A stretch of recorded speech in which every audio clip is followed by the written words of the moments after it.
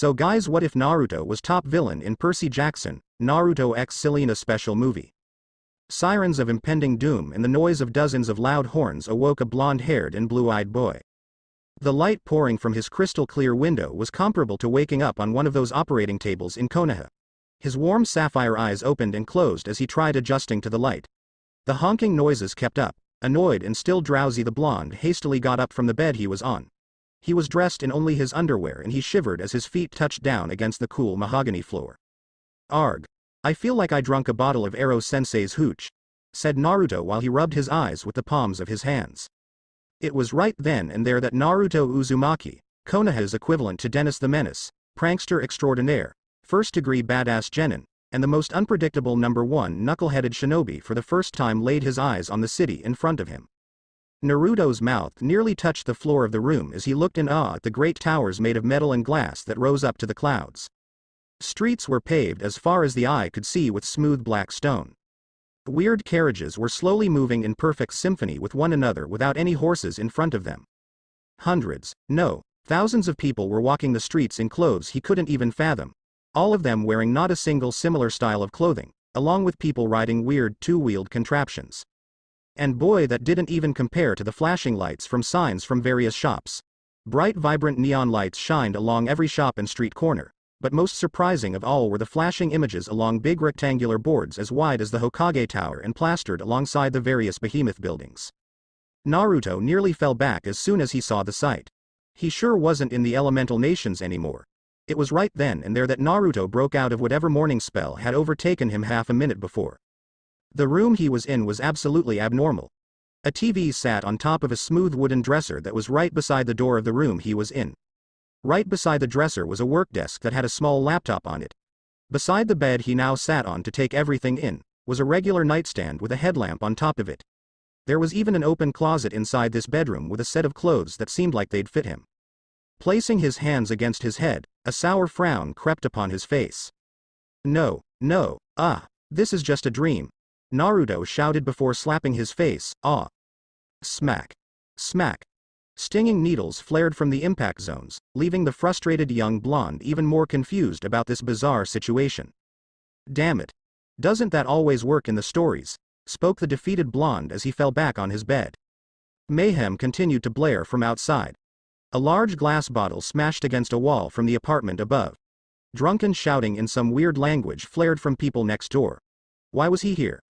The last thing he saw were red eyes, darkness, and a bright light. The mission.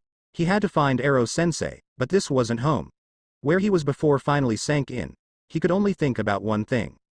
Just how the hell was he even alive? Before the bright light, he was in some sort of dark lair. In that city Ero-sensei took him to on his training trip. After all, they were sent there by one of Ero-sensei's spies, but in actuality, it was one of his sensei's drinking buddies. Not long after meeting the mysterious man whom his sensei mentioned many times before to be the most informed and most criminal informant Konoha possessed, well, let's just say Naruto's expectations had been far greater than what transpired in reality. The man had a scraggly beard, a very tanned olive complexion, olive eyes, a gold tooth, and hair as black as the night. He was a very intimidating individual and was accompanied by 3 goons. To say a master spy would look like some sort of villain you'd read about in a manga wasn't what ticked Naruto off. What truly ticked the blonde-haired teen out was the fact that after they had a long meeting his sensei had to give the man a ton of money in exchange for a stone tablet. Both Spymaster and Master Spy dragged the young genin to Emerald Bay's most exquisite casino, strip club. In the end of the whole myriad of escapades Naruto and his sensei experienced within Emerald Bay to their final destination to the city of Aleppi. Naruto couldn't help but remember how those were the sorts of adventures he always dreamed about back in the orphanage. Aleppi was one of the biggest cities in the entire world, full of thousands of canals, crocodiles, various bridges connected to islands and continents, white stone buildings, magicians, spice traders, opium runners, mercenaries from all lands, and about 2 million citizens that called the city home. Naruto pondered for many months on exactly why the city was their end goal, yet after a typhoon, a visit from Akatsuki, then a run-in with a tribe of marauders, journeying through a war-torn nation and learning about the gods' realm, Aleppi should have been the key to unlocking his true potential, and it should have been where their luck turned around. Let's just say Naruto's luck vanished as soon as he made it to that city. When he was kidnapped after visiting a fortune teller, the first thought that came to his mind was the Akatsuki. They had encountered them once, on their way to the famed city of canals. Instead, he was greeted by a bunch of weird vampires, who he first thought were beautiful and cool people. He should have known better. Few people were ever friendly and helpful towards him. After falling into their trap and cornering him inside an ancient labyrinth that was rumored to have been the gate to God's realm, a supposed mythical place of eternal knowledge and power. All mumbo-jumbo in Naruto's book, but his sensei on the other hand suspected it to be an old sacred library filled with every jutsu ever recorded. After a long battle within the labyrinth, the vampire horde ended up defeating him fair and square. Tied up, his chakra suppressed. He suspected they just were looking for God's realm too. He was wrong. The entire time they were after him, and not even the Kyuubi. No, they were going to eat him. The last thing he saw before everything flashed in his eyes was the growling of some sort of disgusting beast. Bright red eyes glowed in the dark, and dozens of teeth as big as kunai appeared in front of him. He couldn't move an inch from the rectangular table he was chained to. Hell was greeting him. Then a blinding light. And to think that all happened just 5 months into the training trip with Ero Sennin. He was alive, somehow, but this wasn't home. Life lesson learned, right? Loud heavy knocking boomed from what had to have been the front door of wherever he was at. Naruto grabbed the spare clothes from the dresser and quickly dressed in some dark blue jeans and a plain white t-shirt. As soon as Naruto opened the front door to the apartment he was in, he saw no one. Except for a dark brown package at his feet. Naruto peered his head out of the apartment and looked to his left and right but to no avail. There wasn't a soul in the hallway, which by the way smelled like sweat, alcohol, and a lot of tobacco. Grabbing the package and taking it inside, he opened up the package. Inside were at least 8 books as thick as dictionaries and a golden note atop all of the books. Curiosity got the best of the blonde and Naruto opened up the perfectly folded note. Dear Naruto, the time has come it seems. You probably are confused and scared but fear not. I wrote this letter as soon as I brought you here and I made sure not a single thing would happen to you. It's a mother's duty after all to protect her children from creepy crawlies, sinister ministers, and death. The world you are in may come as a surprise but I know you will get used to it and likely love it. Give it some time. I want to say I've likely failed to protect you. I've realized that you have suffered your entire life through hate, hardships, and people hunting you down for what you carry inside of you. If only I could have saved you sooner. Unlike most children who receive love or family, you drew the shortest straw. However, you are my son, and every child of mine always finds a way out of every situation even when they are up against a wall with nothing to gain. You have always been special to me. I loved your father so much it still breaks my heart to this day for what happened to him. Your father was the man you've always looked up to and it always surprised me that you wanted desperately to have followed in his footsteps to become Hokage. Minato Namikaze was your father and I loved him so dearly. He was bold, smart, handsome, and cared so dearly for me. When he found out I was pregnant with you, well, you would have laughed if you had seen his face. Just know even though he was a good man I still resent the fact he used a child of mine as a sacrifice for that beast, although don't hate him for it. His intentions were nothing but pure for many thousands more people would have died the day you were born if he hadn't done something. This comes to a part of the letter that may be the most important. You may have guessed you are in a different world. By saving you from the world you were originally from it comes at the cost of you having to hide the fantastic shinobi gift of chakra. Everyone in this world hasn't quite discovered magic or chakra to the extent you have. Instead, they have turned their talents to the more technical arts such as electricity and something called the internet.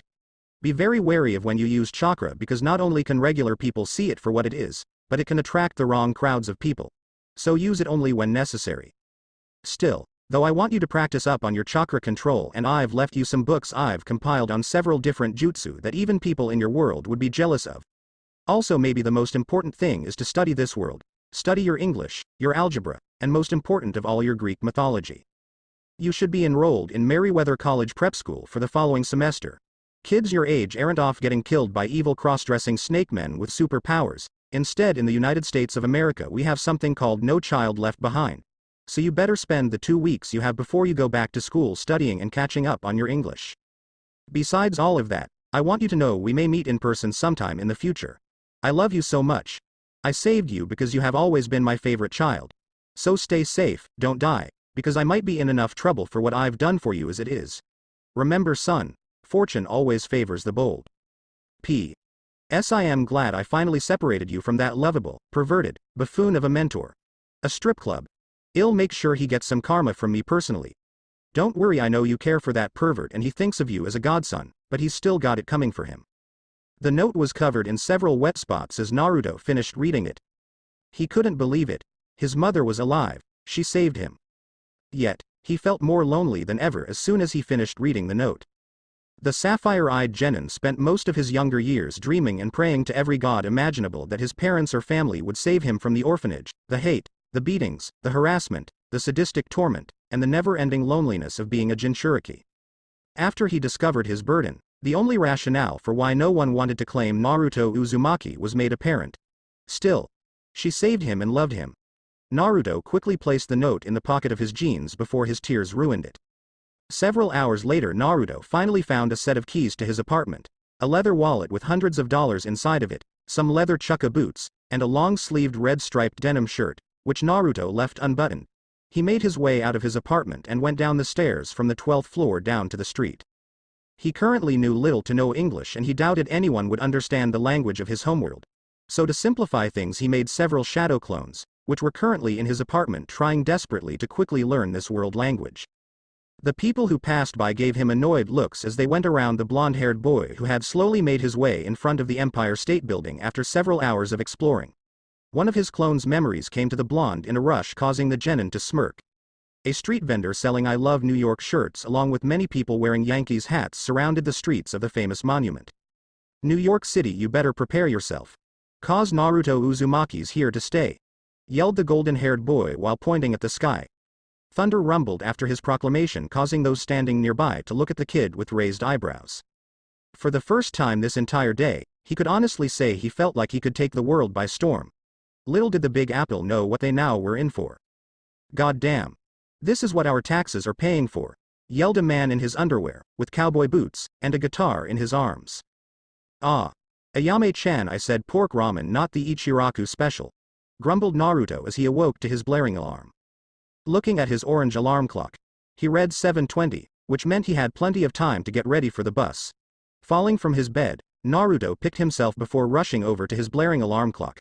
Clicking various buttons never helped, except for setting the alarm.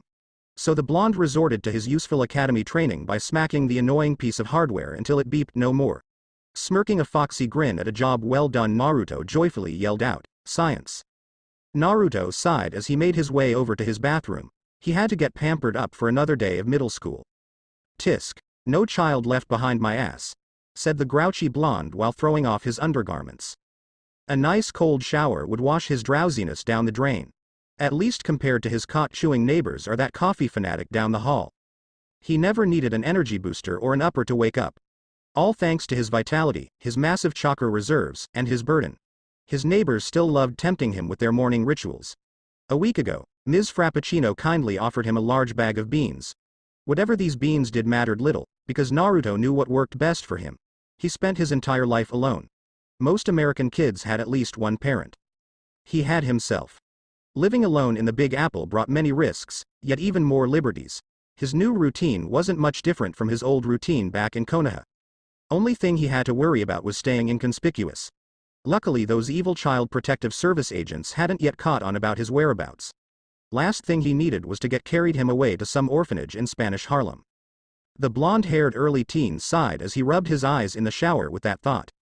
While exploring Little Italy one day, he lost track of the time while going from shop to shop, talking with Italians, hearing fat men discuss gabagool, and seeing people getting chased by old, angry women. Everything seemed normal for the blonde right until midnight, when he had a close call from an old woman sitting outside her balcony who called Child Protective Services on him. He barely escaped that one and he had to thank Kakashi-sensei for teaching him the tree-walking exercise, because without it he wouldn't have hid behind some Italian flags on a rooftop. How was the close to 13-year-old boy to know that walking alone at night in the big city was abnormal? Guys like Tony Abramo, a fellow Merryweather student, told him that he was probably looking sketchy like a gangster or was loitering around for too long. He wasn't sketchy or a gangster. And to think loitering was illegal in this world. Hell, back in Konoha, kids had far more freedom, but at the cost of them having to fight in stupid wars and participating in Iruka-sensei's boring military exercises. Now that he thought a lot about it, this world wasn't that bad. To think this world had cars, the internet, planes, guns, railroads, radios, constant electricity compared to the blackouts in Konoha, air conditioning, and so much more to be discovered every day. The most mind-boggling of his discoveries was when he made his clones research this world's military forces. He discovered that most militaries around the world frowned on kids below the age of 13 fighting in wars or battles. Naruto chuckled below the jetting water as he pictured the faces of shocked adults and NYPD officers spectating his battle against Gaara. I should have been promoted to Chunin just for saving that ungrateful place, Naruto thought as he turned off the cold water faucet below his showerhead. The more Naruto thought about his friends in Konoha, the more somber he felt. He left them behind and they all probably thought he was dead, especially after his run-in with those bloodsuckers. Despite missing his homeland from time to time, Naruto felt more happy with each passing day. From exploring the Bronx to sitting on his ass while watching cool TV shows like My Name is Earl, Robot Chicken, Hell's Kitchen, Maury, and SpongeBob. And then there were movies like The Thing, Goodfellas, Evil Dead 2, and The Lost Boys, which creeped Naruto out due to its realistic portrayal of vampires. All these things were on cable to pass the time whenever he was bored, which was always a recurring hassle for the blonde. However, what Naruto spent the majority of his time doing on his 2 weeks off before school simply was just reading from the thick books his mother had sent him. The thought warmed his heart as he slipped on his regular dark blue jeans, white t-shirt, socks, leather chukka boots, and light red striped plaid shirt, which he still kept unbuttoned just cause he thought he looked cooler that way. He had followed his mother's advice and finished one of her 8 books, all with the useful help of his shadow clones to boot. The book, titled Learning English as a Foreign Language for Dummies despite the humiliating title, did help him out with mastering what most people were saying and how to reply back to them. He still had a very thick accent though, which helped little with fitting in. Often when he spoke people thought he was an immigrant or was foreign. He made an effort to explore what most people called the Big Apple so that he could meet new friends and talk with people. Mostly it only helped him with bettering his English. He still didn't quite have a good friend here in Manhattan, which sucked by the way. Imagine getting transported to another world where you have to learn the customs of all the people on the fly. The technology is leap years ahead of what you were accustomed to. You speak with a rough-sounding foreign accent no one can put a finger on, and all your neighbors in the apartment next door spend their nights yelling and drinking in weird foreign languages. A great start indeed. Naruto quickly grabbed his brand new backpack he had bought the week prior after his horrible first day of school. He made sure to grab at least a couple of apples from his now well-stocked fridge and began engulfing one as he made his way from the 12th floor of his apartment down to the streets of Manhattan. It was currently mid-September and Naruto was doing his best to fit into his new American school. He passed by several tourists snapping photos of a hobo pushing a cart full of empty cans. A common sight in Manhattan, along with druggies, lurkers, hustlers, con artists, and the common annoying tourist. Naruto continued on passing by Chassidic Jews wearing black and white outfits and nuns silently passing by. He went over to a street vendor who sold books, snacks, and various other things a street away from his bus stop. Bus stops. He hated them so much he couldn't even fathom just how much he hated bus stops. Naruto remembered how on his first day of school he arrived at Merryweather an hour after school began just cause he missed his bus. Ever since that day, the golden-haired boy made sure to arrive at his bus stop 15 minutes early. Oh hi, Blondie. Back again, huh? You know I made sure to stock up on some of those instant ramen you wanted, said Saban, bringing the lone genin out of his thoughts. Saban was one of the few people in this world Naruto considered a friend. The man was from a mysterious nation called India somewhere half a world away. The man spoke in a weird accent and always seemed excited and happy whenever Naruto came by his stand to either look at the books or buy a snack for school. Naruto always talked with the man before the bus picked him up and sometimes they'd talk for half an hour. Their topics ranged from current events like some sort of war in Iraq to just cool places around the world like Bombay or St. Augustine, Florida. They both sometimes even talked about cool things like comics, ramen flavors, books, weapons, and various different mythologies. Naruto almost died of boredom the day Saban lectured him about the stand owner's elephant statue called Ganesha. Thanks to his mother's advice, Naruto was able to steer that conversation toward Greek mythology, which created some mutual dialogue. Naruto probably looked like a fresh-off-the-boat immigrant, because Saban gladly helped him out with his English, where to go, and all the ins and outs of the Big Apple. No one knew more about New York City than Saban, resulting in Naruto becoming the stand owner's most loyal customer. If Naruto needed answers on where to get to Merryweather after he missed the bus, Saban after all was there to help out the blonde. If the 7th grader needed a brand new backpack for school, well Saban after all had a nice crimson JanSport backpack with a leather bottom and red, white, and blue cords attached to the zippers. All for the price of $40 with 2 packs of number 2 mechanical pencils included. If Naruto needed to know, let's say, where he could get his hands on some liquor for a party he planned to throw this coming weekend, well, Saban sure as hell was the source. "Hey, Saban. What flavored ramen did you get?" asked Naruto while resting his hands on the stand's counter. His eyes scanned around for any new merchandise. He saw a row of toy guns on display, the newest issue of the New York Times, and even counterfeit Nike knockoffs. "Ha ha ha. Boy, I've got a whole crate of those spicy shrimp-flavored ramen you like. Also, one of my suppliers also sent me some good stock of this spicy ramen. The spiciest in the world, straight from the Philippines," said Saban as he showed Naruto a package of instant ramen cups. Saban's golden brown eyes sparkled as soon as he saw Naruto's smile. "That's awesome, keep that package safe for me after school, would ya? I gotta catch the bus across the street in about 6 minutes," Naruto said while scratching his head. "Sounds like a plan, buddy. Well, anything else I could help you with today?" Saban said while placing various magazines and books on his display. Naruto's eyes locked themselves with a book on the shelf that read Bravo 20 by Andy McNabb. The description on the cover read the true story of a SAS patrol behind enemy lines in Iraq, which made Naruto shudder in what had to have been curiosity. Something about the book made him want to pick it up and read through it. "Ha ha ha. Blondie, you interested in finally learning about Iraq?" Saban asked in a slight whisper. "Huh. No, I was just looking at what you had. I'll take one of those Snicker bars," Naruto said while pointing at a random candy bar. Saban looked at Naruto with a bit of curiosity, but in the end, both customer and the merchant exchanged money for a delicious candy bar. Before Naruto made his way to the bus, Saban placed the book on his counter and smiled. "You've been a kind and very loyal customer. Take book for free, it's on the house. After all, you never know when such a book would come in handy." Naruto chuckled and scratched the back of his head while thanking Saban. From there he quickly made it to his bus stop and waited several minutes for the bus driver to pull up. As soon as the bus arrived, Naruto boarded the big hulking contraption and made his way to the middle of the bus where all of the nobodies sat. To say Naruto was a social butterfly would be an understatement. He had been able to talk his way out of numerous bad situations back in Konoha, and he occasionally got out on top. Like that time he had accidentally caught the academy's roof on fire, which by the way was an accident. Better yet, there was also the time Naruto while homeless dumped a cart filled with donkey feces from Hokage Rock. Naruto ducked down into his bus seat as an apple flew by his head, barely missing the poor girl who sat in front of him. Looking back and watching Matt Sloan and his two Duffus cronies snicker made Naruto's cheeks flare up. It was bad enough dealing with many of the assholes in Konoha, but just looking at Matt Sloan reminded the Jinchuriki of Sasuke Uchiha.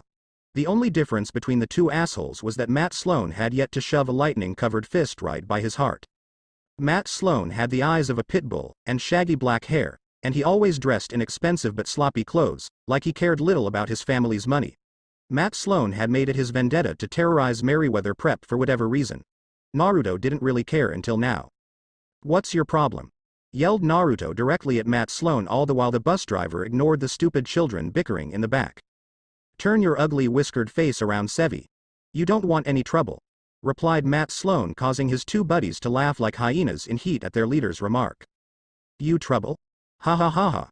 Sorry, Sloan, but you should look yourself in the mirror sometime. You're as intimidating as a disabled Girl Scout," called out Naruto, causing several passengers to laugh. "Wow, such a great comeback. I am just so scared, I think I am going to cry.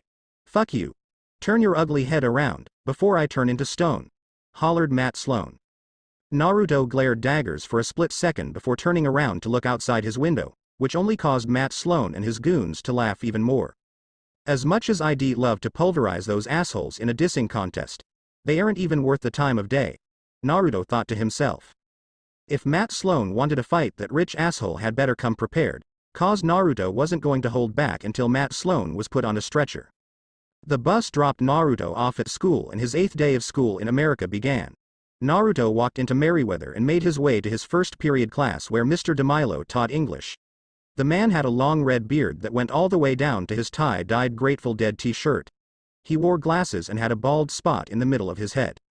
"He, Naruto," spoke a tall, tanned, dirty blonde-haired 13-year-old girl who stood outside of the classroom. "Hey, Rachel," began the lone Jinchuriki with rosy-tinted cheeks. Rachel McGee was by far the hottest girl in Naruto's entire grade, and she was also his lab partner for S class. All Naruto could say was, "You damn it. He was in a new world, new people, and had a clean slate as far as making himself into whoever he wanted. And he still had trouble with women. Yes, just remember we gotta stay on our game for Ms. Tesla's class. Also, Naruto looked into Rachel McGee's sparkling blue eyes and noticed the American girl blushing. Great, now had likely get sick too. Naruto waited under bated breath before Rachel sputtered out, I don't know why, but you're looking a lot cooler today than usual. Thanks, and so do I. Before Naruto could finish what he wanted to say, one of Matt Sloan's duffus friends shoved him to the ground. Ha ha ha, loser. Ah. Naruto flailed his leg at just the right moment to trip the scurrying bully, who then quickly fled the scene. Rachel held out a hand and brought Naruto back up. She glared at the fleeing bully and smiled back at the blonde. Don't listen to Matt or his friends. You're a good guy compared to most people here. Just don't change. I am not changing anytime soon, said the confident 13-year-old who grudgingly went inside the classroom. Class wouldn't begin for another 15 minutes. In order to make up for his blundering debacle on the first day of school, he settled for going to every class on time. Sitting down against his soft beanbag chair, Naruto couldn't help but admit how nice schools were in this world. All the seats were beanbags, the teachers wore weird music shirts and jeans to class. Not only that, but the teachers didn't give out any grades, and Mr. DeMilo played pretty chill music every day before class began. For the first time in his life, Naruto actually took school seriously, and he was excited to make it to class every day. And because the teachers didn't give out any grades, all he had to do was show up to class every day. So long as he got along with the teachers, he wouldn't flunk out, something that Naruto noted wasn't something he'd like to do. Mr. DeMilo was currently playing a song titled Dark Star, and Naruto thought it was probably related to the teacher's t-shirt. It was a nice song, it wasn't too loud, so Naruto took out his new book that he got from Saban and began reading Bravo 20. The surprising thing about the book was that the words didn't get jumbled up or mushy as he read along the lines. The only books that didn't seem to impair him were his mother's, the very ones she left on his front doorstep about a month ago. Not long after school began, Naruto was diagnosed with ADHD and a minor case of dyslexia, thanks to the school psychiatrist's quick diagnosis. The blonde-haired Jinchuriki should have been surprised by the diagnosis. However, it actually explained many of the reasons why he couldn't sit still through one of Iruka-sensei's boring lectures, or why he always had trouble reading. The great thing about Merryweather was that the teachers based their curriculum on a word many teachers called progressive. He didn't really care what progressive meant. For the first time in his life, he felt like he could make a positive name for himself. Hey Whiskerface. Why are reading that big boring book?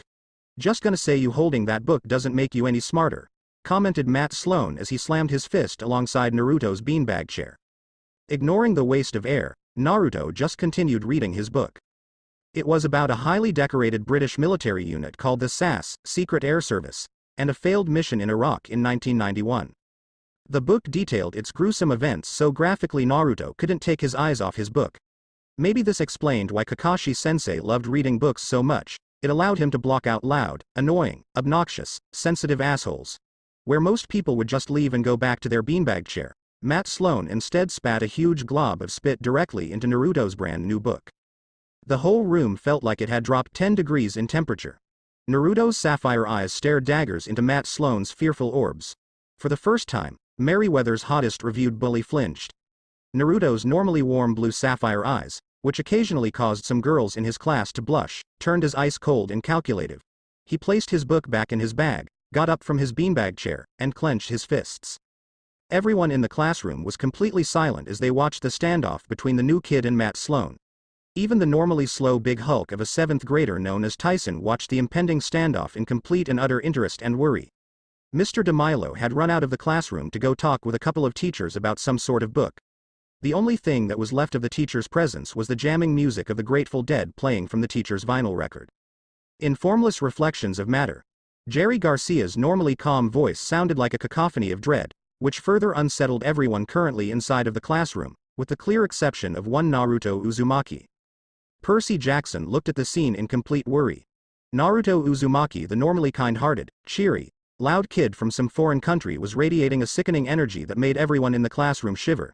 This all went on for about a minute until Naruto said, "If you do that again, Matt ISWE." Before Naruto could finish what he said, Matt Sloan threw a spine-tingling sucker punch that echoed across the room. Naruto, who had been caught off guard for a second, shocked everybody by turning his head straight back up towards Matt Sloan. It was almost like the punch was like nothing. The next thing that happened, which surprised everyone present was that Naruto grabbed onto Matt Sloan's receding right arm. Before Matt Sloan or his goons could react, Naruto pulled Matt Sloan towards to his body, allowing the new kid to knee Matt Sloan's stomach 2 times like a battering ram against the walls of a castle. Naruto wasn't done though. With Matt Sloan's right arm still in his hands, he used the limb to propel Matt Sloan forward into the ground in front of him, causing the boy's nose to bleed. Matt Sloan's goons, not wanting their leader to get further humiliated, rushed forward with their fists clenched. Naruto ducked to the side, missing one of the goons, and then smacked the goon against his back 3 times with just enough force to not break it. The goon fell forward on top of his leader, which caused the third doofus to raise his hands and back off like Naruto held RPG in his hands. The room returned back to normal and Naruto finally looked around the room, seeing various reactions. Tyson was clapping his giant hands like he was witnessing a Broadway show. Half of the girls in the class looked at Naruto in complete and total fear, as if he was a ticking time bomb ready to explode. The other girls were blushing and grateful as if Naruto slayed an evil dragon. Then there were guys like Corey Baylor and Percy Jackson who were both smiling. Percy Jackson personally gave the blonde-haired boy a thumbs up. The rest of the class was silent, with open mouths and shocked faces. Then everyone rushed Naruto, asking him questions. How did you move so fast? Where did you learn that from? You never told me you knew karate.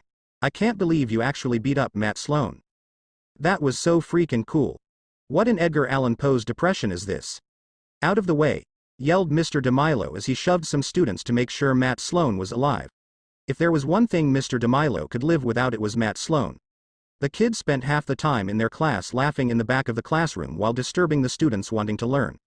Still, Mr. DeMilo was required by the state to make sure all his students were safe, or else he'd likely be fired.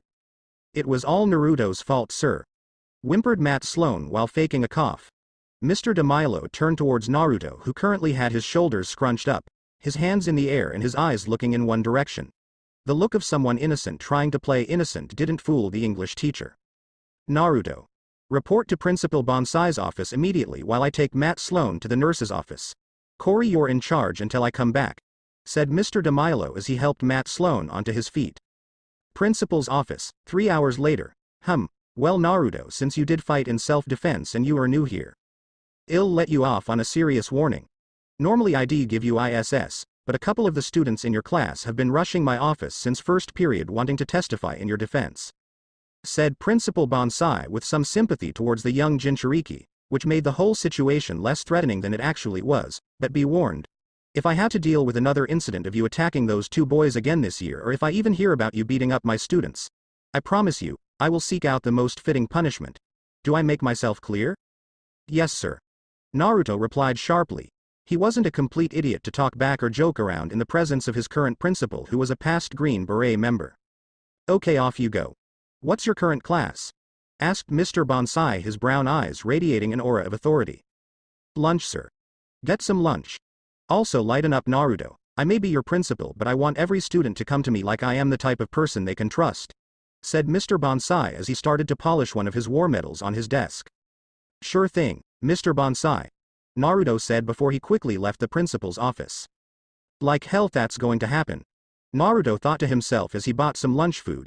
Even though he was rolling in dough, he was planning on bringing his own personal lunches to school.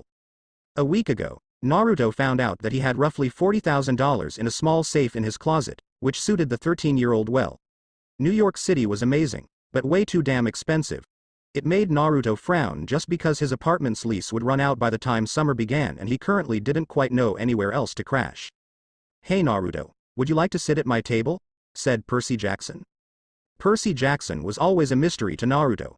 The 7th grader had disheveled jet black hair he kept swept to one side of his head like he just gotten off of a walk around the beach. He had bright sea green eyes and had a slightly tanned complexion like Tony Abramo. Maybe Percy Jackson was an Italian too, like Tony Abramo, although he had a regular American last name like one of the presidents in history class. Most people at school stayed away from Percy Jackson since he was one of the few kids other than Naruto to actually hang out around Tyson. Tyson towered over most people in the school, including some of the teachers. Still though, there was always something about Percy Jackson that seemed mysterious, as if the kid lived a secret that everyone else was oblivious to. Come on. Every day I see you sitting by yourself, continued Percy with a grin, or with Tony Abramo with his clique. Tony Abramo sneezed beside his jersey wearing friends who were playing a long game of BS. Damn it. yelled one of his buddies wearing a New York Mets jersey. Ah ha ha ha ha. Called you out, cocksucker, yelled Tony, only to feel someone tapping his shoulder. He turned around and saw a teacher and yelled out, crap. I think I'll take you up on that offer, chuckled Naruto. He still didn't have a single friend at school. Tony Abramo, the friendliest of the popular kids, always got himself into serious trouble.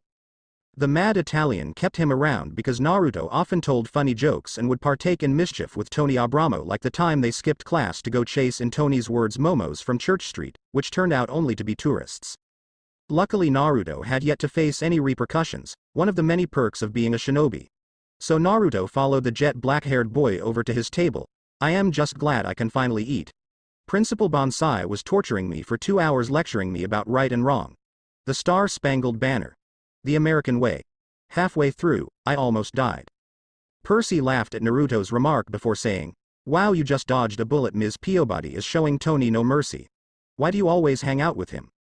For one, he's a savage, and two, he's not a bad guy as far as popular people go at this school. Plus, like me, he's supposed to be in the 8th grade, but because of circumstances beyond my own control I am in the 7th grade. Naruto explained to the best of his own knowledge. You were supposed to be in the 8th grade, said Percy curiously. Well, there were 2 bowls, but one think the order got mixed up in translation, finished Naruto with a nervous foxy grin.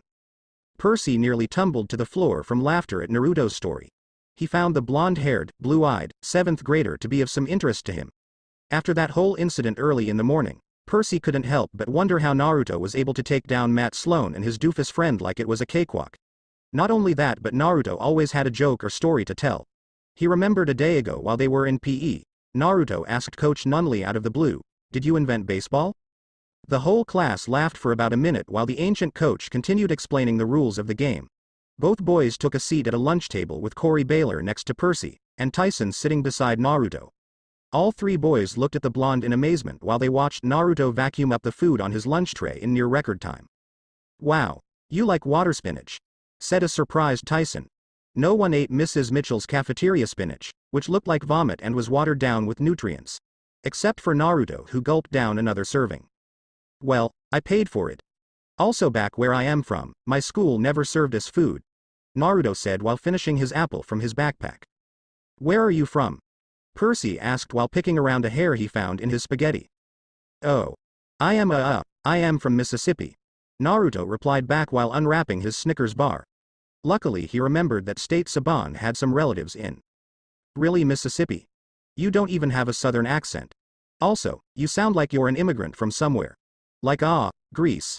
Or Turkey, said Corey Baylor, who was the school's computer geek and obnoxious know-it-all. Hey, are you going to eat that? Naruto asked while looking at Percy Jackson's lunch tray. Do you want more of Mrs. Mitchell's cafeteria spinach? Okay, if you want to. Naruto, not wanting to ask twice, engulfed Percy's lunch food like he taking part in a hot dog eating contest.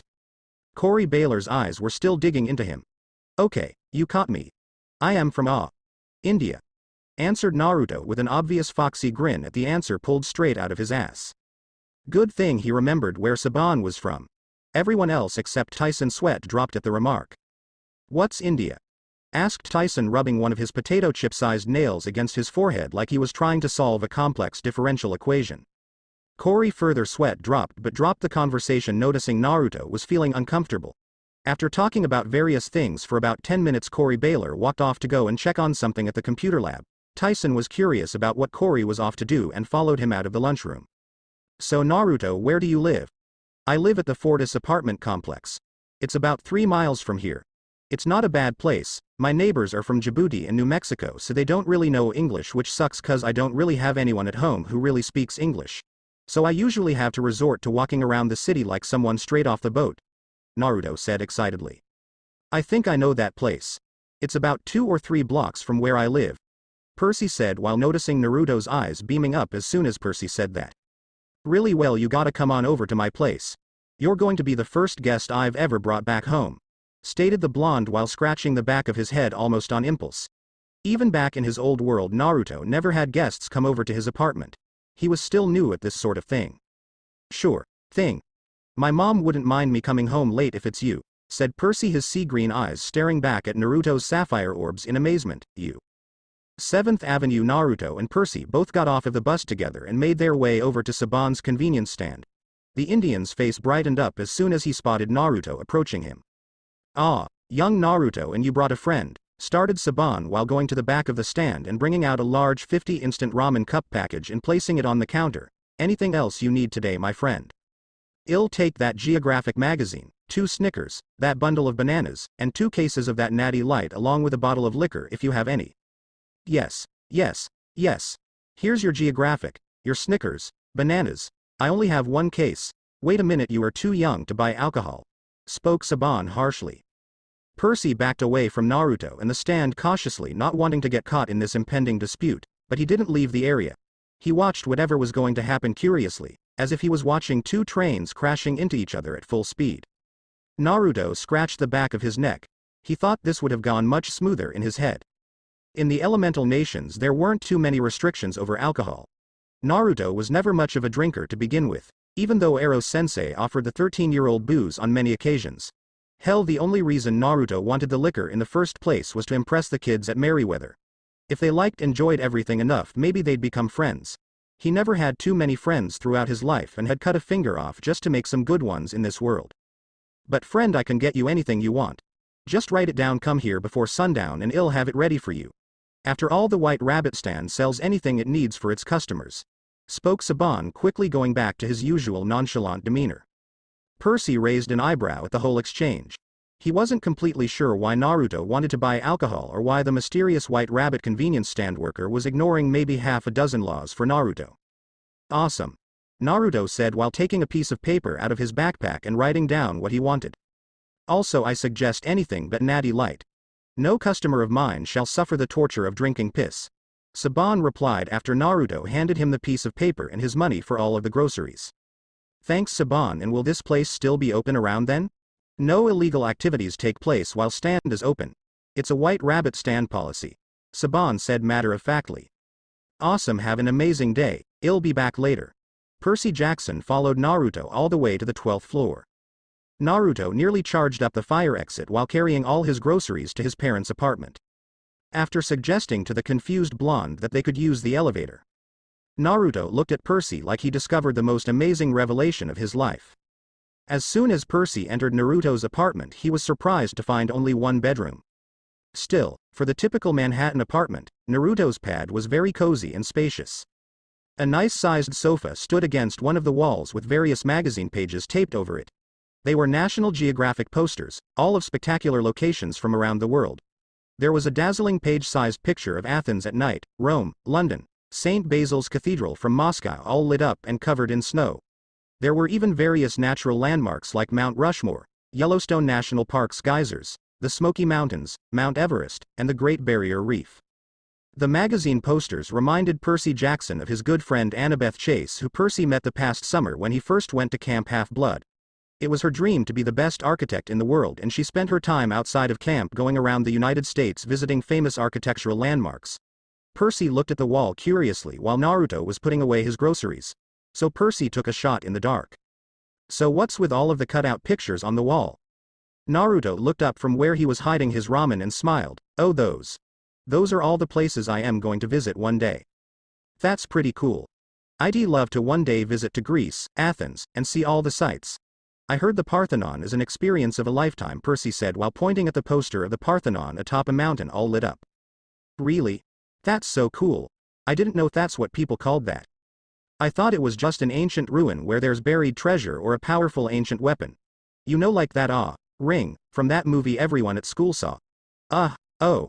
Lord of the Rings, or maybe there are weapons like the ones those women in Hustler are always fighting with," spoke the blonde, causing Percy to sweat drop at the comment. Maybe Naruto wasn't really completely like Annabeth, but his new friend still reminded him of her. "Also, could I ask you, where are your parents? Are they still at work?" asked the wavy black-haired demigod, only to see Naruto stop in the middle of his ramen stashing scheme. The blonde boy turned his head to the side before looking back confused and gloomy. "My parents?" repeated Naruto as if it was some sort of lost unattainable artifact.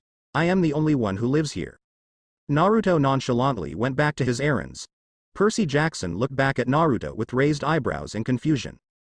"Oh," said Percy, sensing the awkward turn of events. "Hey, don't worry about me. Percy looked at the sapphire boy curiously, who grinned like a fox. My folks left me a family-sized bag of Cheetos over in the cabinet. Percy laughed for a minute, forgetting the whole issue. Remembering the alcohol, his purpose, and Naruto's needing his help, Percy simply asked, what exactly are you going to do with all that alcohol? And didn't you need my help with something tonight? Man, I thought I was an airhead. Haven't you guessed? I am going to throw a party here this coming weekend. I'll need your help spreading the word and fixing this place up so it's not lame, replied the blonde while throwing off his backpack and jumping on the sofa with his head towards the ceiling. A party? You never came across as the party type, laughed Percy, seeing a widened grinning blonde looking up at him. You'd be surprised, Jackson. Back where I am from, we learned a thing or two about having fun, said the blonde with a confident foxy grin. Percy smiled nervously. He wasn't quite the expert on stuff like that, nor was he popular enough to go around the school asking people to come to a friend's party. They'd probably think it was some sort of D&D slumber party with wizard robes. Percy figured Naruto was in the same boat as him. Then again, it seemed like Naruto seemed both confident and charismatic of his partying abilities. Little did the blonde-haired genin know that he made the wrong choice. Percy would more than likely bring misfortune to the party. His track record, constant bad luck, rubbed off on everything. However, both boys seemed to get along just right, and they needed a friend at Merryweather that wasn't just Tyson. Naruto took out his Alice in Wonderland book and started reading, before putting it down when he heard Percy say, "You came to the right person, Naruto. Merryweather's going to talk about this for years. Got any games?" Around 6:00 p.m. Naruto and Percy made it back to Saban's stand, which was oddly closed at the moment. Both genin and demigod alike looked around the closed shack, but to no avail. About to give up and go back home. Hey Blondie, over here. Naruto and Percy followed the voice into a dark alleyway where Saban had 2 brown paper bags filled with goods. There were several hulking gangsters at the very end of the alleyway. One of them had a sash around their hips and the other seemed preoccupied with flipping a coin. Saban's eyes warmed up the smelly alleyway. Haha, I brought the booze. You two brought the dough? Got it right here, Saban, Naruto said before they both exchanged the goods. Percy looked at the both of them a little confused, as if both of them were old friends. Good, good, good. Now remember, boys. White Rabbit can get you whatever you need and always at right price, said Saban with an index finger pointed in the air to make his point. Thunder boomed in the distance, causing Percy to raise an eyebrow, but he said nothing. Oh man, well, we better go before it starts to storm, right Percy? Percy looked at Saban closely to see if the man was possibly a monster. Something about the Indian man didn't quite sit right with him. Although, in the end, Percy just raised his shoulders. Sounds good. Gotta go home soon anyways before my mom gets worried. Okay, see ya Percy, Naruto said, waving at his new friend, who waved back. Also Naruto, before you leave, Saban started causing the Jinchuriki to stop in his tracks. Know that if something happens, good friend. Doesn't matter the reason. I left a card in that bag with a number to call. Naruto thanked Saban and they both left the alleyway. Friday night, party night music played out in Naruto's apartment as kids from Merryweather all kept on coming in droves. Trying to get fellow Merryweather students to come to Naruto's party wasn't too difficult, not after the Matt Sloan incident. In response, Matt Sloan threw another party the same night, although Naruto really didn't care if more people went over to his party. Even though Naruto's apartment wasn't too big, girls and guys from their class were dancing about like Tyson, Raj Mandeli, Tony Abramo and his various cousins, Susie Winters, Rachel McGee, Chris R., and Emily Goldblum. Currently, Tony Abramo was in a contest with one of his cousins to see who could outdrink the other. His cousin, who was a junior in high school, was swiping the floor with his cousin.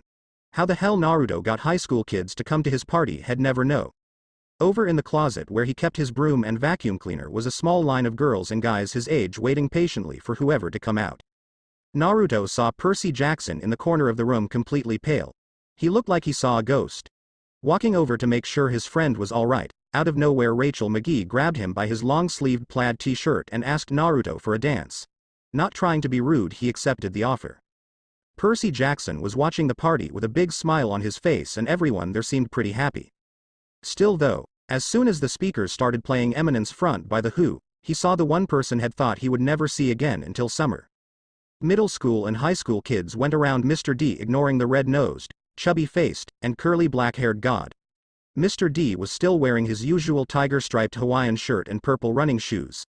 The only thing different about him was that he looked like he was about 19 years old, But Percy of all people could recognize the god Dionysus anywhere even if Percy was a little bit buzzed. Making his way over to Mr. D as inconspicuous as he could, Percy saw Mr. D sipping from a red Dixie cup while analyzing the party as if he wasn't impressed. "What are you doing here?" Percy asked the cherub-looking god of Olympus as if the man in front of him was stalking him. "Way to greet an old friend, Peter Johnson," Mr. D said while glaring at Percy. "I didn't think you were the type of person I'd ever see at party. Aren't you in what? 6th grade?" "I am in 7th grade. Oh my, I came to a 7th grader's party. I wonder if your mom knows you're here drinking at a friend's apartment." Sniff. "Ah. Smell that? Someone's lighting something up in the bedroom, ha ha ha. To think I thought this was a high school party," Mr. D said while sniffing Percy's shoulder. The scowl on Mr. D's face was enough to make Percy shake in even more fear. It was bad enough that he knew Dionysus was at Naruto's party, but to make matters worse the wine god also had his mother's phone number. "I am sorry about my attitude. I am just surprised you're here. I mean, shouldn't you be at camp? Everyone there is already asleep. Isn't past your bedtime, Peter?" Percy stayed silent but the wine god continued, "Don't you know, every party has a little bit of my influence to it. There's always something unpredictable about a party, something that can go wrong. People wake up the next day confused and ashamed, and I am there taking notes so Apollo's children can have a script for a movie. Some say they go a little mad when there's alcohol, loud music, and drugs involved. Ah, I miss the 60s. Woodstock would put this Girl Scout meeting to shame," Mr. D said while drinking some Diet Coke from his Dixie cup. "You were at Woodstock?" "I created Woodstock. For 3 days even Zeus couldn't have compared to my influence. I remember seeing your grandma there now that I think about it. She took several sheets of acid and was showing a crowd of people her." Okay, I get it. You were super awesome, Mr. D," Percy said quickly, hoping the wine god wouldn't finish his sentence. "I'll forget the sarcasm and take that as a compliment, for now. How about you go and enjoy the party?" said Mr. D, further unsettling Percy. "Don't give me that look, Peter. I wouldn't rat out on a pitiful demigod." With that Mr. D disappeared, leaving the smell of grapes in the air. Not long after the god of wine vanished, Percy's vision blurred and his whole world turned dark. In a dark room 2 men were talking with each other silently. There was a red light in the middle of the room and the light was shining directly on what had to have been a golden sarcophagus. "You sure this will work?" said the voice of someone Percy could vaguely remember. "Never question the Titan's will," said a deep and very threatening voice. Percy Jackson woke up with a pillow below his head and his shirt completely off. It was wrapped around his left eye as if he was a pirate, and the few other people passed out in Naruto's apartment weren't in better shape. Tyson took up Naruto's couch and was cuddled up with a stuffed rabbit next to his neck. It looked as if Tyson was strangling the stuffed animal, but that was just cause Tyson was huge. Tony Abramo's high school cousin was on the ground shirtless with another high school girl wrapped around his arms. While searching the apartment, Percy found Naruto fully awake in his bedroom, just looking out his window at the city below him. "You having trouble remembering everything from last night too?" said Naruto without taking his eyes away from his window. The blonde-haired boy had several hickey marks on his neck and his normally messy, gravity-defying, golden-locked hair was in a total mess. "Yeah, what exactly happened?" "Well, you kissed Susie Winters but then you had disappeared for a bit and I found you vomiting down the hall," said Naruto, who was still watching the city as if it was a TV screen. "Damn. How did I forget that?" said Percy while rubbing his eyes. He had to get home soon, but luckily enough he told his mom he'd be staying over at Naruto's place several days ago. "Don't know," said Naruto, then Percy remembered something from last night and smiled. "Oh yeah. I saw you making out with Rachel McGee after dancing with her for a bit. Then Emily Goldblum grabbed you and I think they got into a fight about something. I think one of them slapped you," Percy said, finally sobering up. Then a thought that had been pestering Percy's mind since the day Naruto first announced the party clicked in his head. "Why did you throw this party in the first place?" Naruto looked somber at the comment but said, "I just wanted some friends. I've always been trying my whole life to be accepted, but I don't know. I am not really the party guy. I just wanted people to like me." Percy could tell Naruto felt upset, but he smiled. "Bro. I know how you feel, but you already are liked. If no one at Merryweather considers you a friend, well, just know I do." Naruto grinned like a fox and turned around and said, "Well, could you help a friend out with cleaning this place up? My room smells like Mr. DeMilo's classroom after PE." Training trip week 1. Naruto sat atop of a large stone rock as Ero-sensei looked at a note he had received a day ago. This had been going on for a while now and boredom got the best of the blonde. After spending about half an hour in silence, Naruto occupied his time by practicing his chakra control. From tree walking, leaf balancing, to more complex things like chakra molding a small rock in his hands in order to shape it into an object. Ero-sensei had said it was a Jonin-level exercise for mastering chakra control, but to no avail. Naruto sucked at it. "Hey Ero-sensei, I need some help with that exercise," Naruto pleaded with his head down. Had been at the exercise for the last couple of days and had no real progress except for his pride being taken down a notch. "Ero-sensei, I really need some advice on this," Naruto said a minute later. His sensei kept looking at the note, although he looked slightly more annoyed. "Ero-sensei, are you listening to me? Naruto, can't you give me a break for one goddamn minute?" yelled Jiraiya while frowning at his sapphire-eyed student. Naruto said nothing and held his head lower and just kept looking at the rock in his hands. Jiraiya looked up from the note another one of his spies had verified and saw Naruto's heavily downcasted look.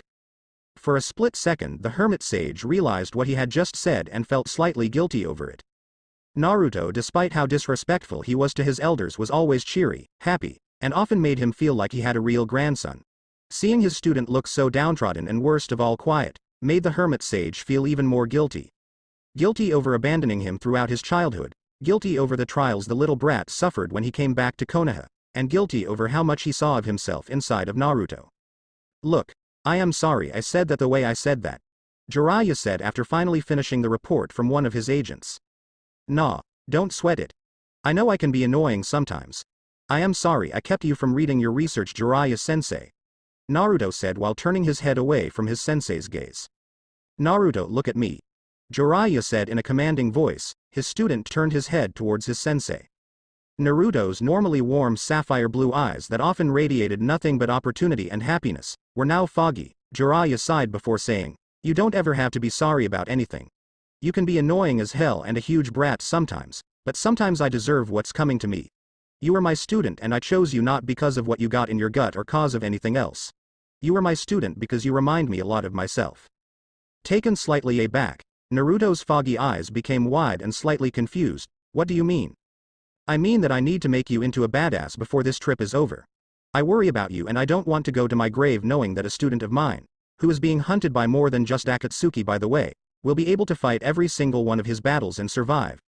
Naruto looked a little bit more confused, but Jiraiya continued, "You know the reason why I've been looking at these notes?" "Well, no, I thought it was more research material for your next book." Jiraiya smacked his forehead at that comment. "Look Gaki, I'll let you onto this secret. If these reports that are coming from my spies are true, and there's a good chance they are, then by the end of this 2-year vacation, even I can't predict how powerful you'll become." Naruto smiled at Ero-sensei and they both got up and started searching for the nearest hot springs. The night was dark, except for the bright flashing lights along Broadway. Naruto looked up in the sky and could occasionally make out the moon peering down from above. After making up his mind on taking part on this mission, the only thing Naruto could think about was his possible doom. If 2 prospects had already failed in their attempts at espionage, then Naruto Uzumaki was the most qualified man for the job in all of Manhattan. If he could sneak into the Hokage's residence and get away with the ultra-secret forbidden scroll of sealing, what would be stopping him now? What do you mean back of the line?" Naruto asked with the occasional clattering of his teeth. "I said back of the line, kid. Now beat it or I'll call the bouncer," yelled a gruff man. Naruto was about to protest with his hands in the air before seeing a sign which said 18 to enter and 1 below that saying bouncer ids. Walking to the back of the long line of people who were just waiting to get inside of the Saturn did nothing to raise Naruto's spirits. He was tired and running low on chakra from that long chase across Manhattan from earlier. Those NYPD monsters were able to keep up with him even though he was pumping enough chakra in his legs to beat several world records. Naruto's spirit continued to diminish from the looks of amusement and disgust at his shameful walk past the waiting line of people. The line of yearnful partiers stretched down and around the corner of 50th Street. As Naruto walked by the many soon-to-be patrons, he couldn't help but feel like he dressed too ruggedly for this place. Everyone in the crowd looked to be executives, rich college kids, and preppy New Yorkers from Brooklyn and the Upper East Side, and even gruff, tough-looking gangsters in suits from wherever. Also, it didn't help that he just turned 14 and still didn't have his driver's license. "Haha, mommy forgot to tuck ya into bed, didn't she?" said a pretty red-headed woman who Naruto passed by. Her comment brought the eyes and ears of the crowd of people on Naruto. Naruto's cheeks turned red and he walked faster to the back of the line. He had to think of something fast. If he could somehow henge into say someone about 30 years old, he could very well fool the bouncer. Yet by the look of the bouncer with his black leather jacket, weathered face, and huge biceps, the guy looked like he took his job more seriously than he should. The other bouncer beside him with hundreds of tattoos, a nasty smile, was currently turning down a cute woman with incredibly big boobs trying to get inside. Crap. He doubted he could get away with using the Y-jutsu on those bouncers, so plan C was ruined. My, you are such a cute little boy. Why are you here alone in the middle of Broadway way past midnight, said a woman from Naruto's side with what had to have been the most beautiful voice he ever heard in his life. Naruto turned and saw a black limousine parked beside him. The window of the limo was rolled down and Naruto stood speechless at what he saw along with several people in the growing line. A woman with smooth, bright, slightly tanned skin giggled and then smiled. How about you hop in and accompany me for a ride, Adonis? Naruto, not being asked twice, nearly sprinted at the limo and ignored the glares many men within the line gave him. The limo roared and sped down Broadway, shuttling Naruto away from his main target, the Saturn, but at the moment Naruto could care less. One of the most stunning women Naruto had ever laid eyes upon just openly wanted him of all people to get inside her limo. The woman before his eyes made girls like Sakura, Ino Yamanaka, Tsunade, and Rachel McGee all look like disheveled crones. Naruto ignored the strange feeling in his gut about what most people would argue a sketchy situation. The inside of the car felt so warm, like he was back in Konoha. When the limo began to speed down Broadway, Naruto fell back, right beside the woman who smiled at him lovingly. The limo's interior was lit up by a faint orange light and Naruto realized that both he and the woman were separated from the driver by a thick black glass divider. Naruto gasped and his heart thumped in his chest at her beauty. The woman in front of him was dressed in a light red dress that flowed from her body like a cloak with flowers stitched at the bottom of the dress. She had beautiful luxurious auburn hair that had some strands of bright yellow mashed throughout. Her fingers were rosy and Naruto wanted to grab them and hold them forever. It was like just being around her presence promised him nothing but hope and happiness. Yet the most beautiful thing about her had to have been her eyes.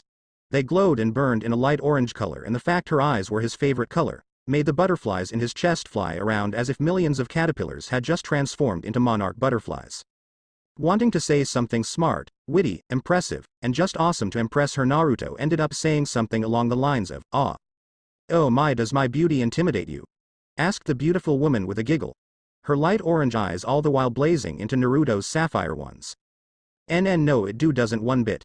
Naruto stammered, his eyes wide and just wanting to take in her presence for eternity. Well, my young hero. What is your name? Asked the woman with an amused smile that made Naruto break out of the spell she commanded of him. Ahem. My name's Naruto Uzumaki, and yours? Naruto asked while catching the woman's intoxicating scent. She smelled earthy like a combination of fresh cinnamon, mint, and the first leaves of fall all in one. An odd combination, but it reminded Naruto of the time he woke up early one morning to meet Haku and he spent the entire day picking herbs, smelling cinnamon trees, and watching the leaves fall down to the ground in wave. Most people just call me Dawn. Dawn began with a playful chuckle. You know, I find it ironic I ran into a hero on my way to the Saturn. You were going to the Saturn? Naruto asked, slightly surprised by the weird encounter he was now having. Why, yes, I was. After all, I planned on making it to an important meeting there. Instead I ran into you, Naruto. You know why I picked you up? Dawn asked while her amused and affectionate smile grew wider. Naruto simply shook his head and continued to suck in her very presence like it was heroin. He then remembered something she had just said about a meeting at the Saturn. Then a more fearful thought entered his head. 2 other prospects had died the day before. The Saturn was a hard place to sneak into and a mysterious woman named Dawn pretty much picked him off the side of the road. Naruto looked at her dreamily but with some worry in his eyes that he knew didn't go unnoticed. Oh, don't worry, Naruto. I knew those old Greeks sent you to sneak into the Saturn and spy on a meeting that should be taking place within an hour. After all, sunlight reveals almost all shadows, said Dawn with a mischievous grin.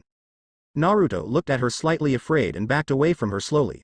What surprised Naruto next was the incredibly warm and soft embrace of her hands around his. Naruto couldn't fight her no matter how much he wanted to. His will just died with her rose petal soft hands. Her eyes shined with nothing but admiration and concern. I told you not to worry. You see, I know almost everything about this world and most of the dark secrets that lurk in the shadows. The people who gave you that job sent you to sneak inside of the Saturn all alone, with no weapon, nor anything else to aid you, did they not? Spoke Dawn with full authority. Yeah. Naruto replied. See you coming into my limo is the only thing keeping you from certain death. You may not have noticed but there are dozens of cameras around the building. Armed guards in the crowds picking off suspicious-looking individuals. You were about to be kidnapped and you wouldn't have known a thing about it until you were locked away in a cronian cage. Dawn said, her orange eyes glowing brighter. Who are the cronian? Asked Naruto, her warm hands taking his pain away and revitalizing him as warmth spread throughout his body. The cronian is an old cult that worships the great Lord Kronos. Dating back from ancient Greece, they have been lurking in the shadows and slowly gaining back the strength they once wielded in the mortal and immortal world until now. Saturnalia is based off of Lord Kronos and is celebrated from December 17th all the way until December 23rd. Naruto was trying to take in her every word and kept silent. Now they are at nearly full power and tonight one of our leaders was going to invite me to a special meeting to recruit them into Lord Kronos' Grand Army. Why are you telling me all of this? Naruto asked with pleading eyes, which only made Dawn smile even more mischievously. Well, for one, even though I support Lord Kronos and you will hopefully make the right choice to join his cause, I have many doubts over how effective the cronian will be in the war to come. The group that wants to recruit you would be a far better choice. Join them, humiliate the cronian, and survive the rest of Saturnalia. I already have a lot riding on you tonight and the last thing I want would be for a handsome young hero like you to die, said Dawn, making Naruto blush. Alright, I'll screw over those cronian bastards, said Naruto only to make Dawn laugh. Good, my young hero. Now I have several gifts that may help you on this quest, said Dawn, who handed Naruto a weapons pouch similar to the one he had back in Elemental Nations. Inside the pouch are what may seem like 3 small marbles, but be very careful with them. They pack a very blinding punch. Also, I am to give you this, but I will want something in return. Naruto looked Dawn in her beautiful bright orange eyes in utter confusion. He wasn't sure what was going on 100%, but if one of the people in the meeting wanted him to succeed, along with Desie in their fight against the cronian, then it seemed like all parties would come out on top. Not only that, but Naruto would get the cronian off of his back and possibly a position in whatever group Desie was a part of. The one thing confusing the blonde more than anything at the moment was the pleading look in Dawn's eyes and whatever request she wanted from him.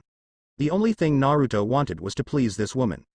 For helping me out, I'll do anything, Naruto said enthusiastically. Naruto's eyes widened when he felt her left hand against his cheek and her lips around his. The electric shock of their kiss made him feel absolutely happy, the happiest he ever felt in his life. If he died right there and now, it would all be worth it. Their kiss deepened and his eyes closed. Dawn surprised Naruto when she aggressively pushed her tongue into his mouth and tasted him. No matter how much he fought against the onslaught of her tongue, she defeated him. Dawn began wrestling her tongue against his for about a minute. Each time her tongue massaged his, Naruto only wanted to melt in his seat. The kiss would have lasted longer had it not been for a leak on the ceiling of the limo. Several drops of water fell from the ceiling with the heavy scent of a field of grass after a night of rain. Dawn broke apart from the blonde and smiled with tears in her eyes. Naruto looked at Dawn with a heavy blush and felt slightly awkward. He was a 14-year-old boy in the 7th grade. He had just made out with a woman probably in her early 30s and to top it all off she was crying. What's wrong? Naruto asked, feeling slightly guilty. Nothing is wrong, Naruto. You just remind me of a beautiful young man. Have you ever heard the story Eos and Tithonus? Dawn asked. The blushing blonde simply shook his head. A long time ago, a very handsome, strong, young man with a heart bigger than any god's was loved by the goddess Eos. She loved him so much she did everything in her power to make sure they'd be together forever. He was mortal and she immortal. During this time, Zeus. You know about Zeus? Asked Dawn with slight anger in her voice. Yeah, he's like the king of all the Greek gods on Olympus, right? Yes, he is the king of the gods. So Eos asked Zeus for one simple request. She asked Zeus to make her lover immortal like her. Zeus looked her in the eyes and granted her one wish. Spoke Dawn. More droplets of water fell from the ceiling of the limo as she continued the story. So they lived happily ever after, right? Said Naruto, who looked at her with a blush. No. Years passed on and her beautiful lover began to grow wrinkles. His beautiful black curly hair turned gray. His strong muscles turned weak and Eos could do nothing about it. Wait, but I thought Zeus gave him immortality? Naruto said, slightly confused about the story. Zeus gave Tithonus immortality, but the beautiful Tithonus grew older and older before Eos' very eyes. She went to Olympus and asked Zeus why her Tithonus was fading before her eyes. She thought he was immortal after all. Zeus laughed at her and told her she was foolish because he granted Tithonus immortality. She then requested Zeus to give Tithonus his youth back, but Zeus only said one thing, one simple request. Those words repeated in Aea's head as she went back to her once beautiful Tithonus. So Tithonus grew older and older, until he shriveled up to the size of a grasshopper, his legs gone, his arms no more, his beautiful face disfigured. She loved him so much she wanted only the best for him. Instead the gods damned him and Eos for just one simple request. Tithonus suffers in constant agony for all of eternity, and no matter where the goddess Eos goes she hears his cries for death. Said Dawn with tears in her eyes. Naruto looked at her slightly shocked. What is the point of that story? Naruto asked, feeling her sadness engulf him. Take this vial, Naruto. If you are cornered with no escape, drink it. Promise me to live every moment to the fullest and to always be wary of the gods. Said Dawn while wiping away a tear. The limo stopped and Naruto realized they were behind the Saturn. We must part ways now. You have a job to do and a meeting to attend. Naruto wanted to protest, but whatever he wanted to say died in his throat. The taste of Dawn still lingered in his mouth. She left the lingering aftertaste of the sweetest sugarcane and the most refreshing water he had ever had in his life. Naruto wanted nothing more than to kiss her again, however the look she gave him told him everything. Not wanting to disappoint the most addictive and most attractive woman he ever laid eyes on, Naruto grabbed the vial that had a strange purple liquid in it and smiled. She departed and left the blonde in the limo by himself to further formulate a plan. The Saturn breaking into the Saturn turned out to be an easy affair. Despite the odd itching feeling in his gut over breaking maybe a half dozen laws, Naruto smirked. Although he doubted anyone in the club could see it. Naruto hung from the ceiling of the big loading docks of the Saturn, like a vampire. However, his expert use of the Maizagakure no Jutsu allowed him to follow Dawn's escorted group of 4 bodyguards through the loading dock doors of the club. Naruto watched Dawn greet a tall, handsome, college-aged young man with short-cropped sandy blonde hair, blue eyes, and a muscular build. He had a sneaky look on his face that evoked a sense of uncertainty. Naruto thought he looked like the spitting image of a god and reminded the blonde a little bit of himself. The only thing truly unsettling about the young man was a thick, deep pale scar that ran from the bottom of his right eye down to his chin. I would have thought the goddess of Dawn would have arrived earlier than the others, said the young man humorously. Dawn comes early almost year-round, but around Saturnalia I have the freedom to go and do what I please, replied Dawn with a smirk on her face. Naruto stood above them slightly confused and jealous at her giving the young man so much attention. Then follow me. I need your support after all if I am to convince Triumvirate Holdings and the Cronia to fully pledge their loyalty to the cause, said the young man while escorting Dawn out of the loading bay. Naruto slowly followed them from the ceiling with much difficulty. He had to maneuver over large pipes hanging from the ceiling of the loading bay and somehow sneak through the many doors that opened in front of Dawn and the young man. I know for sure the Cronia will pledge their support to the cause. I am just worried their army will be insufficient in their capabilities, said Dawn while climbing the stairs behind the sandy blonde-haired man. The Cronia have helped win many wars and battles as far back as the Diadochi. They recruited most of the monsters around Manhattan today to their cause. The promise of their once beloved lord rising from the depths of Tartarus will boost their morale. Not only that, but they have roughly 9,000 mortals under their belt with years of experience from Myanmar to Angola. Nothing can stop them, spoke the sandy blonde-haired man confidently as they walked across a walkway with glass peering below into the roaring nightclub below. Naruto looked at the flashing lights, smoke, hundreds of dancers grinding on each other, all of whom were unconcerned about where their money was going by the sound of those talking below him. There is another group, Luke. One far more dangerous and experienced than the Cronia. If we can get them to join, began Dawn only to be interrupted by Luke. Naruto quietly followed Dawn and the young man named Luke down the walkway, his eyes narrowing in on Luke. He remembered Desie calling Luke a shit, and whatever Luke was planning had to be big. If Luke was mustering a mercenary force of monsters and over 9,000 strong heavily experienced soldiers, he had to be planning a large-scale war. Naruto remembered from the Anabasis Alexandri that just one experienced Macedonian phalanx of 1,000 men could rout an army of 20,000 given the right conditions. You really think they would ever side with us? They swore an oath to protect Camp Half-Blood. What makes you think they would ever side with us? Said Luke sourly. After all, they are weaker than ever before and the Cronia have been crushing them at every turn. They sent 2 fresh recruits to spy on me and the Cronia snuffed them out. Does sending fresh recruits to accomplish such dangerous tasks speak highly of those who were once invincible? We both know the oath means nothing anymore. Never underestimate the will of those who aspire to be great, said Dawn before stopping in front of a door protected by several well-armored guards. I'll take your advice into account. After all, you have the most experience in that regard, stated Luke with a smirk. Luke's smirk fell flat when the whole walkway began to shake. Dawn's light orange eyes glowed as bright as the sun, and Naruto nearly lost control of his invisibility jutsu and posture on the ceiling. The raw power she released made his gut churn and the hairs on his neck stand up.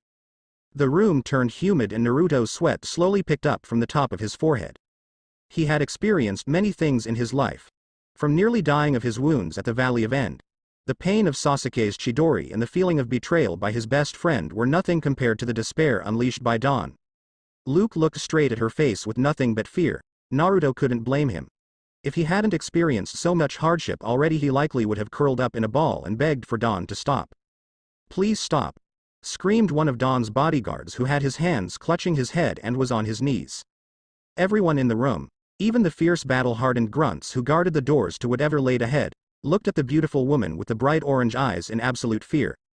Naruto couldn't believe the woman who helped him out not long before could unleash such dread that it made Zabuza's killer intent look like a Girl Scout's taunt. If just one impassioned kiss could bring him absolute happiness, just a bit of her raw power and dread reduced him into nothing more than a pitiful baby. I am sorry, that was out of line," said Luke with the best of his abilities. Dawn's eyes went back to normal and she smiled the same smile that first made Naruto blush in her presence. Naruto wasn't blushing. No, he stared at the beautiful woman in fear. "Apology accepted. Unlike Zeus or Aphrodite, I am far more forgiving to mortals, especially cute young heroes," spoke Dawn as with a sultry tone of voice. Naruto only glared at Luke and he wanted to jump down there and strangle the scarred blonde-haired man with all his might. Luke and Dawn entered the room and Naruto soon followed them along with the escort. Naruto quickly made it to a far-off wall, all while his chakra still stuck to the walls like super glue. The room was dimly lit and there were a dozen comfortable-looking leather seats surrounding a large oval table. The only lights in the room came from a lit fireplace connected to one of the walls, from various lit Churchill cigars from several barely visible figures, and from a red light shining directly above the center of the red oval table. At the center of the table sat the most ominous gold sarcophagus Naruto ever laid his eyes upon in his entire life. Just looking at it made the hairs along the Jinchuriki's neck stand straight up. Luke took a seat at the head of the oval table right where the fireplace stood directly behind him. Dawn took a seat by two figures with bright red cigar butts that flared in the dimly lit room. "Io Saturnalia!" yelled Luke, who got up from his seat with a large cup of wine in his hand. The 12 figures, one of whom was Dawn, got up from their seats and repeated, "Io Saturnalia! I've brought us all together to not only celebrate the most holy of holidays, all about liberty and upending the social order, but to come together with a single unifying goal, the destruction of Olympus. Olympus is the social order we need to upend, and with our combined strength we may be able to do just that," spoke Luke, full of determination and hope. Naruto watched the whole scene with full eyes. Saturnalia didn't seem so bad. "I, Melino, a goddess of ghosts, pledge my army of the undead to Lord Kronos. I can muster 6 legions of zombies when the day of battle arrives," spoke one of the figures, who must have been Melinoe, in the most eerie and bitter voice Naruto ever heard. "I, Hecate, goddess of magic, sorcery, the mist, the night, and the crossroads, from this point forth pledge my loyalty to Lord Kronos. With my help and the Empusai at my side we will crush the Olympians and their children," spoke Hecate in the dimly lit shadows, who was petting something that purred. Naruto became more and more confused. The way Dawn referred to Desie and Sabin as old Greeks. The fact the people in the room referred to themselves as goddesses. The fact Luke and Dawn spoke of Zeus as if he was more than just a really fit crossfitting trainer. Were these people all on drugs, planning some sort of mass takeover of America? It reminded Naruto a whole lot of Charles Manson when he saw a documentary of the guy on TV. Maybe they were all on drugs and Luke was their cult leader, right? Naruto wanted to believe that, but the way Dawn stroked fear in everyone while they were on the walkway. None of this was adding up. For several minutes several individuals pledged their loyalty directly to Luke's cause. One of the more interesting of the bunch, a rich Texas billionaire named Hank Hughes, who proudly proclaimed, "I pledge my loyalty to Lord Kronos. I got 24 heavily equipped Boeing AH-64 Apaches ready for takeoff. 2,000 devout followers of Lord Kronos in the American military ready to be deployed, along with my family's fortune in military weapons manufacturing. Get me enough of celestial bronze and I'll be able to fashion whatever weapons needed for the coming war." Naruto had to hold in a laugh at how much enthusiasm the man had about serving Kronos, because the man went on. "My family served on both sides of the corp during the Texas Revolution against Santa Anna, who by the way was a son of Hermes. We've been fightin' for generations for Cronus ideals for liberty and upendin' the social order. I served in the Cronia, fightin' in wars for the freedoms of others. I remember rallying the sons and daughters of the gods to help bring the Berlin Wall down. I've spent my whole life fightin', and Luke, maybe the one chance I got to see the world be just for a change. Did my service and ill do it again at a moment's notice? Non them green campers will see what'll be comin' when Hank Hughes gets a hold of 'em. You can believe that, Luke, said Hank Hughes proudly while puffing smoke from his cigar. If Naruto hadn't been helping Desie with his fight against the Cronia, he'd admit a speech like that would have gotten him to switch sides. The other people around the oval table stood silent for a moment, and the golden sarcophagus seemed to glow a little after the speech ended. Hank, I think you earned a spot as a captain in our army, Luke said happily. Thank you, Luke. I'll whip our boys into shape, yelled Hank Hughes proudly. I, Eos, goddess of the dawn and the mildew, pledge my loyalty to Lord Kronos. May he bring down the Olympians and bring a new dawn. One that is fair not only to all the gods and goddesses, but also to the mortals, yelled Dawn, and Naruto just stared ahead, unable to say anything. We of Triumvirate Holding pledge our loyalty to Lord Kronos. As a sign of our loyalty, we shall give to you, Luke, the Princess Andromeda, a fine cruise ship to better help you recruit monsters to your ever-growing army. We also plan on loaning $6.5 billion to the cause. If you need any more money, we shall be only a phone call away, spoke a dark voice from one of the figures around the oval table. I, Memnon, leader of the Cronia, am glad to finally pledge our endearing strength and loyalty to Lord Cronus' cause. We had roughly 15,000 strong mercenaries in our army before the 20th of December, spoke the deep and authoritative voice of Memnon. Today, as of the 22nd day of Saturnalia, we now have 18,000 strong within our ranks. We have roughly 7,000 various monsters in our ranks and 11,000 well-experienced mortal men ready to die for Lord Kronos. I believe in about 3 years we may reach roughly 40,000 strong, and when we go into battle nothing will match us. Naruto made a mental note of the number of troops in the Cronian army. 11,000 experienced mortal men sure was more than the 9,000 Luke originally said. He had to give it to his awesome shinobi skills. Not only did he get to kiss a possible goddess, although more likely just a super crazy woman with supernatural powers, he also had done it all effortlessly. All he needed to do was wait for the meeting to end and to get the hell out of the Saturn before he got caught. Memnon, you shall be the brigadier general of our new army, and orders of your deployment shall be posted soon. You have done well over the last few days, not only with recruiting but also getting rid of the prying eyes, said Luke with a mischievous laugh, and Memnon followed suit. Naruto saw the fireplace roar brighter in flames, which revealed 2 severed heads on 2 7-foot-long pikes on either side of the mantle. Naruto nearly threw up from high up on the wall at the sight. Even though the room was dimly lit, he could make out darkened, almost black blood dripping onto the floor of the room. The heads of the 2 prospects looked swollen and disfigured, almost like someone had spent a long time smashing their heads until just weirdly misshapen masses of flesh attached to a skull remained. Cuts and exposed bone covered the flesh in certain places. Naruto could say many things about the disgusting sight, yet nothing would compare to the anger building up in his gut. So tell me, Memnon, did you recruit or capture that monster Lord Kronos felt in Manhattan 9 hours ago? Asked Luke with a smirk. I sent out 2 Strix to recruit it, but they failed miserably, spoke Memnon, slightly annoyed. Supposedly I got word they were killed not too far from here. Really now? Said Luke with some curiosity. I had more faith in your group. Did they not try to coerce it onto our side? They were 2 hot-headed idiots who made their way through the ranks of the NYPD. I wouldn't have expected any monster to just openly attack another one, especially something posing with such high authority. They had already recruited over a dozen Cyclope that day, said Memnon. Does anyone have a description of this monster? Supposedly Lord Kronos said it had the capability to evenly match a god in battle, replied Luke with wonder spilling with every word, but the room became silent. So Lord Kronos hasn't figured it out yet, said Eos, making Naruto shudder. What do you mean? Said Luke threateningly. The sarcophagus in the middle of the oval table rumbled. The energy spike in New York City was no monster, but rather a cute young boy, said Eos, causing many of the people in the room to gasp. That is impossible, no boy has such power at his disposal, yelled Malinoe bitterly. He is also a good kisser. Isn't that right, Naruto? Asked Eos, who turned in Naruto's direction. All the people in the room did too, and the figure calling herself Hecate waved a hand, causing his invisibility jutsu to falter. How? Luke asked, who only saw a 14-year-old boy with thick golden locked hair in a near gravity-defying manner, who had sapphire blue eyes, 3 whisker marks on both cheeks, and a look on his face like a kid who got caught stealing cookies out of the cookie jar. "Seems like the boy knows how to use magic or chakra to a wieldy extent," said Hecate while petting something. "Thing is, boy, you were powerless in my presence." With that, the chakra flowing from Naruto's feet into the wall diminished almost instantly. With nothing keeping the blonde stuck to the wall, he fell nearly 20 feet from the air down onto the ground. A loud crack was heard throughout the room as gravity once again proved to be a dangerous enemy. All the figures in the room looked at him with surprise except for Eos or Dawn. She looked at Naruto seductively with a grand smile. Naruto only wanted to hold his damaged chest and fall asleep on the cold floor. The Cronia failed Luke. "However, I brought Lord Kronos a great gift. Would you like to introduce yourself, my young Adonis?" asked Eos with a seductive smile.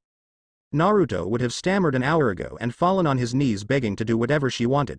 He would have killed and slayed every one of her enemies in cold blood if she had asked, but the spell she once had on him was broken. All Naruto could say in his defense was, "Why? I thought we had a deal." "The thing is, my young Adonis, is that Lord Kronos could use someone with so much potential and power behind him. Have you not guessed what you just walked into when you came to this world?" Eos asked while licking her lips, her orange eyes breaking Naruto's spirit with each passing second. "What do you mean he came to this world?" Luke asked, confused like everyone else in the room except for the orange-eyed goddess. "Can't you tell, my young demigod? Naruto isn't from our world.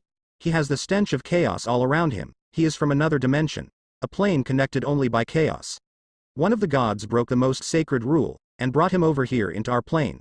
Now Naruto, introduce yourself to Luke and Lord Kronos." Eos asked in a commanding voice, "Did the fall hurt you?" The fall did hurt and he felt like he cracked a rib upon impact. Luckily for him, the Kyuubi was already on the job fixing him. The bad news was he couldn't feel any chakra flowing throughout his body. If he didn't do what they asked or answered soon, he'd likely end up just like those two prospects by the fireplace. Although the pain in his chest made just standing on his feet a challenge.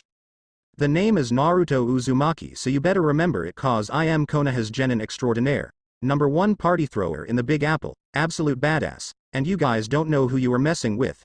Naruto yelled full of determination. If he was going to die like the other prospects or become a weapon for whoever this Kronos guy was, then they better expect him to go down fighting.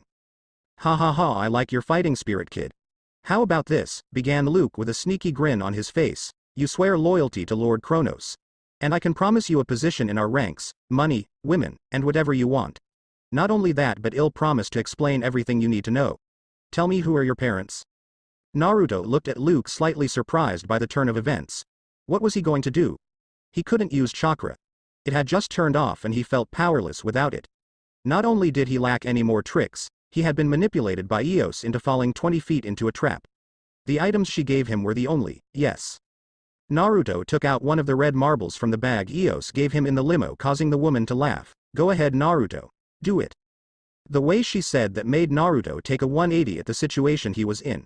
He doubted that her gifts would help him in the slightest, and that concerned him more than anything in the world. Naruto lacked a weapon, he lacked his chakra, he lacked a backup plan, he lacked all his tricks, he lacked his confidence as soon as Dawn became Eos, and he lacked knowledge about what even was going on. There was only one thing he had, and it had gotten him into this mess to begin with. "I could use your power now, more ever, fur ball. So worthless. Why should I help out someone who never wanted my help to begin with? Because my head will be a fireplace decoration, and that'll mean you dying too." "Troublesome," said the Kyuubi in Naruto's head. All the eyes in the room stared at Naruto, patiently waiting for the Jinchuriki's response. Half a minute passed by and getting no response.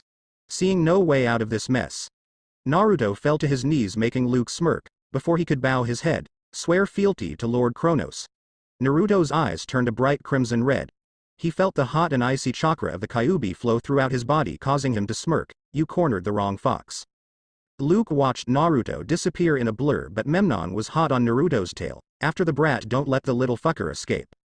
Several heavily armored cronian guards entered the room, and the guards already inside took out bronze swords, only to stop when everyone in the room saw Naruto standing atop the golden sarcophagus. Luke glared furiously at Naruto and yelled, "You will regret this. Hecate, get rid of his magic." Before Hecate could do anything, everyone heard Naruto yell, "Taju Kage Bunshin no Jutsu." The room erupted in a massive cloud of smoke, and Naruto was already out the door, letting his 800 shadow clones deal with Cronus cronies. As soon as Naruto kicked open the door to the glass walkway, he was met with 7 armed guards with bronze swords already drawn out. Hearing dozens of clones pop in more clouds of smoke in the other room, Naruto cracked his neck and sighed. Another fight. R. Yelled the guard closest to Naruto, who swung his blade with the clear intent on slicing the blonde's head off. Naruto ducked under the quick swing and punched the guard in the mon's chest. The added strength of the Kyuubi's chakra propelled the poor cronian guardsman through the glass walkway and into the dance floor below, causing everyone in the club to scream. Gunshots and the sound of heavy fighting below soon erupted below in a cacophony of total chaos. Dozens of men and women were already fighting various cronian troops below on the dance floor. Stray bullets and the loud PHOUH pop of burnt metal echoed throughout the nightclub, including the glass walkway. Naruto dodged another cronian swordsman and kicked the man across his cheek, causing the man to crash into several of his mercenary friends, giving Naruto several seconds of time to jump from the broken window he just created into the chaotic mess below. Naruto fell to the nearly empty dance floor only to be pushed to the floor by a man pushing him to the ground. "Get some cover, you dumb twerp." Naruto couldn't help but thank whatever god sent desie. The white pony-tailed hulk of a man dragged Naruto behind a bar counter effortlessly, like he had done something of this sort many times in the past. Naruto felt the Kyuubi's power and the intoxicating feeling dissipate while the action truly began. Grime, soot, and wet liquid from the dance floor covered Naruto's face. Bullets whizzed overhead, smashing into the wall behind three other men who seemed to be desie's allies. They all were dressed in warm winter clothes but had the same recognizable white sash around their hips, much like the one Asuma-sensei wore. The only difference between Asuma-sensei's sash and desie and his allies was that a bright golden star stood at the center of the sash. The star had a distinct swirl in the middle of a small circle, and 16 bright yellow rays coming from it. It simply looked like a beautiful star Naruto seemed to have recognized from somewhere before, he just couldn't put his hands on it. Naruto came back from the land of confusion when desie sprang up from behind the counter, and shot 2 blasts from a small wooden shotgun in his strong tanned hands. Desie laughed when a cronian soldier dropped dead with a spray of blood on the dance floor. "Ha ha ha, want some more, you bastards. Futui." Desie crashed back behind the counter of the bar when several cronian soldiers returned fire. Desie then smacked Naruto across the face and said, "Magger, I sent you over to sneak inside of this place, and before any of my agents could help you out, you just decided to go into some woman's limousine like a magger." Naruto was shocked not only from the hard slap to his face, but also to the fact Desie knew about him entering I's limo. Also, whatever a magger was if sure didn't sound like anything good. "Wait, you were outside of the Saturn?" Naruto asked over the sound of bullets. The whole club had the strong smell of gunpowder, blood, and alcohol. "You think I'd send a prospect alone into this with no help? Ag." Desie yelled only to scream in pain when some broken glass sprayed into his face. "Enough, you two can argue later. We gotta get outta here right now before the cronians send in monsters to counterattack against our assault," spoke a woman who stood up and started returning fire upon various cronian soldiers hiding behind columns around the bar on the other side of the room. Desie grabbed Naruto by the collar of his white winter coat and they both crawled near the edge of the bar counter while their ally suppressed the various armed enemies with her semi-automatic rifle. When they made it to the end of the counter, Naruto spotted a passageway leading out of the rave room to a bar below. Even more fighting was happening in the passage ahead of them. Before they could make a move, Desie handed Naruto a large dagger that was almost the size of a regular sword. The dagger was around the same size and design of a Bowie knife. It was perfectly made and the grip of the dagger was constructed in the smoothest of wood. Naruto examined the razor-sharp edges of the one-sided 18-inch, 46 centimeters, blade. It glowed a light gold in the lights of the bar and Naruto realized the blade was made of some sort of bronze metal with various ancient Greek letters etched along the curved keen point of the blade. "Take it. If you see someone trying to kill you, just thrust it into their belly. Now go," said Desie, who sprinted with his head low and Naruto following behind him. The woman behind the counter courageously fired her weapon, buying them both time to escape into the passageway. From the corner of Naruto's eye he saw her get torn to pieces, her body lying still against a cash register, blood pooling onto the floor of the room.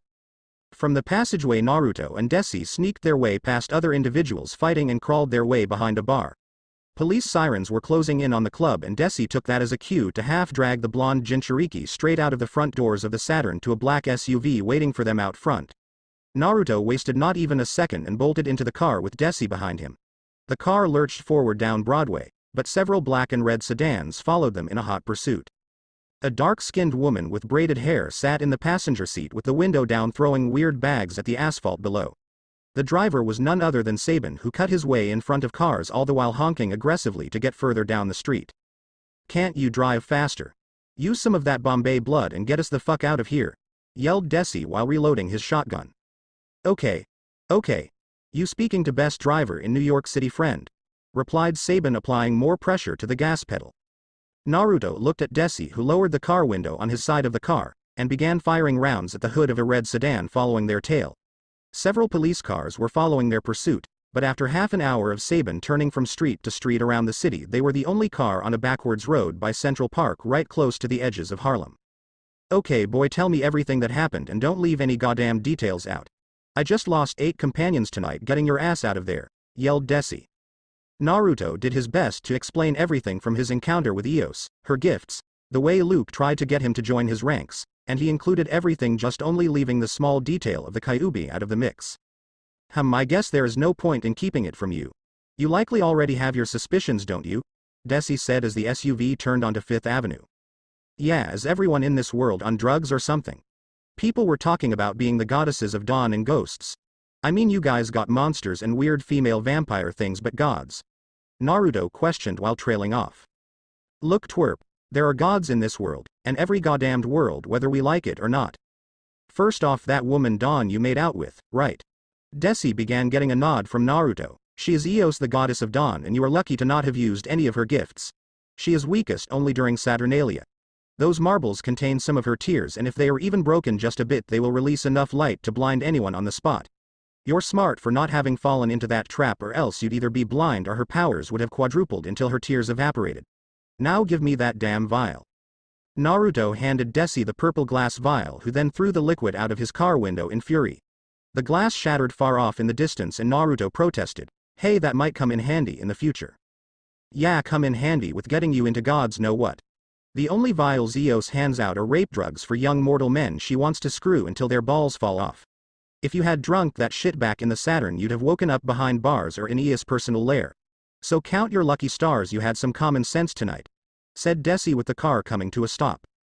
"Wait, are you saying the goddess of dawn wanted to have with me? Really awesome?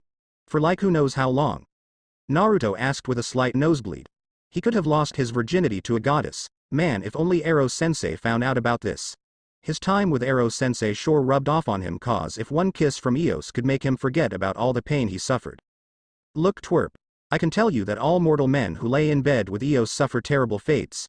Either from her doing or from the gods. I know she may have gotten you to see stars in the dead of night, but she is siding with the cronian, and no stars shine under those with dark hearts," spoke Desie, bringing Naruto back to reality and making him remember the dread he felt back in the glass walkway. The Manhattan Sanctuary, the SUV parked just outside of a building along 35th Street, not too far from Naruto's home. Desie brought Naruto inside of a near rundown building, and the group entered an elevator near the building's maintenance room. Instead of going up the elevator, the group went down into a large, barely lit basement. The basement of the building was massive. It very easily was the size of the Saturn, with over a dozen bunk beds along both sides of the walls, with some people already sleeping soundly, not even the slightest bit concerned of the new arrivals. Naruto realized it was pretty late and wanted to sleep, however Desie had none of it and brought the blonde boy into a dark office at the end of a winding hall. Desie turned on the office's light, revealing a smooth oak desk with 2 flagpoles on either side of a map taped to a wall. One of the flags was an American flag, and the other flag was the group's 16-pointed star sigil with a white background. A map of America with dozens of blue and red pins lied along different locations on the map, with only one green pin along an island by New York. There was another map, but on a different wall. The map seemed centered around the Balkans, Greece, North Africa, and all the way to China, with various markers on different spots in various countries. Desie made Naruto sit across from him at a desk before saying, "I am not going to blame you for being too ill-informed about the game plan. You passed all the tests with flying colors, and I am planning on informing our leader about your deeds tonight. Not only did you find out about the cronia's true strength, but you also helped to shine light on their new allies and enemies. As a sign of good faith, you are advised and more than welcome to explore the halls of our Manhattan hideout until the end of Saturnalia. The forces of Kronos will now be after you, so get some rest twerp. Since it's holiday time, we're serving brunch every day at noon, and you won't have to worry about waking up for parade."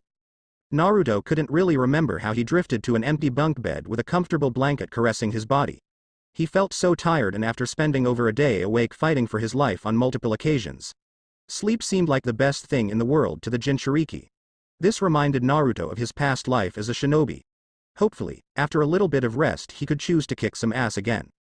When you are trapped underground in a secret base belonging to a mercenary group dating back thousands of years, you end up losing track of your sense of time and place. Naruto still felt drowsy, but he pushed it away to get some grub at the brunch buffet. After bringing 4 plates completely full of food to a white plastic cheaply made rectangular table all by himself, Naruto began to dig in, getting the various mercenaries to look at him curiously. "So if it isn't the ladies' man," spoke Desie while taking a seat across from Naruto, "I've brought you a couple of gifts." Naruto looked at Desie with a mouthful of scrambled eggs while Desie pulled out a long necklace. Desie handed Naruto a long leather necklace with a metal pendant in the shape of an eye. Attached to the necklace was a small leather pouch. "This is my gift, twerp. It will help to keep misfortune at bay and shall hide you from the many monsters hunting you. Every member carries one," spoke Desie, his tobacco-laced breath causing Naruto to swallow his scrambled eggs in discomfort. "How does that work?" Naruto asked. "Simple, really. The metal pendant is an evil eye. It protects mortals from the influence of evil, whether it be your enemies or the gods. The pouch contains a scent that is different to anything coming at you. Monsters tend to get confused when confronted by such a thing," said Desie, who used a dagger to cut up a sausage. "Now then, finish up your breakfast and meet me in the training room."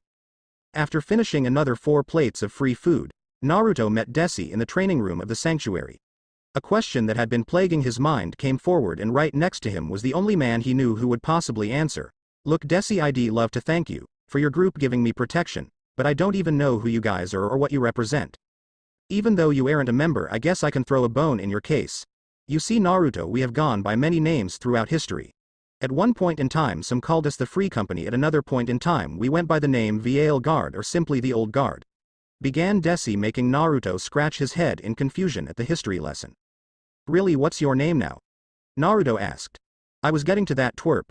Even though our name has changed since our inception going back before Alexander the Great, people from Gaul all the way to India learned nothing but to fear the heteroi. So your super cool secret mercenary organization goes by the name Heman?" Naruto asked, slightly disappointed. "Heteroi. Get it, Hetai-roi. Look, you don't see people here walking up to each other calling themselves heteroi. That simply was just the name given by Philip II of Macedon. The name simply means the companions. The first demigod warriors banded together under the Macedonian king, and were the most unstoppable army the world had ever faced. No one could ever match the might of the companions. No matter how vast or powerful the army, the companions were undefeated. You, Naruto, have more than earned a spot within the ranks despite your age." Desie finished, causing Naruto to look at the mont's strong brown eyes in shock. "Really? That is like so cool," Naruto said, nearly jumping up and down after hearing about how badass these guys were. "Ha ha ha. Now hand me that dagger I gave you last night," Desie commanded. Naruto handed Desie the Bowie knife he gave him during the Saturn raid. Desie then brought out a small round metal keychain and then said the word Tiki, causing it to turn into a small plastic toy space gun. Of all the things that Naruto least expected to happen, it was his cool Bowie knife turning into a simple plastic space gun one would attach to a keychain. Naruto began to sweat drop, having seen a similar one in Sabin's stand one day. What did you do to the Bowie knife?" Naruto said, still dumbfounded over what he just saw. "This is yours, Naruto," said Desie, who handed the keychain back to Naruto. "Simply press the trigger." Naruto pressed the trigger to the space gun and it turned into the glowing bronze knife before his eyes. The Bowie knife felt perfectly balanced in his hands. Desie smiled at Naruto's fascinated reaction. "If you want to simply sheath the knife, just say the Greek word Tiki. If you want to unsheath the blade, just press the trigger. The blade will harm both mortals and monsters. Like the Cronia, we forge our celestial bronze with tempered steel. Monsters won't be your only foe in the future, Naruto. Companions fight to protect Alexander's greatest legacy, Western civilization, so our foes are endless. Get ready, cause in 10 minutes we shall train until the end of Saturnalia," spoke Desie, making Naruto groan. Christmas Percy Jackson should have been annoyed. Ever since the lightning bolt incident from the previous summer, Percy made sure to cherish every moment he had with his mother. Every smile they shared after hearing about one of Percy's tales, every moment he blushed when she embarrassed him about emailing Annabeth, and every moment they sat at the dinner table just talking about whatever. Percy nearly lost his mother for good last summer, and he had to fight the god Ares and accomplish many impossible feats just to get her back. It taught Percy maybe the most important lesson of his life, that no one appreciates anything until it's gone. Perseus Jackson. Called his mother Sally Jackson from the living room, come on over to the table before the food turns cold. My uncle always used to tell me that kids are starving in China. Mom. I am talking with Annabeth. Percy shot back from his bedroom. The look Annabeth Chase shot Percy with her honey blonde eyebrow raised only made Percy blush in embarrassment.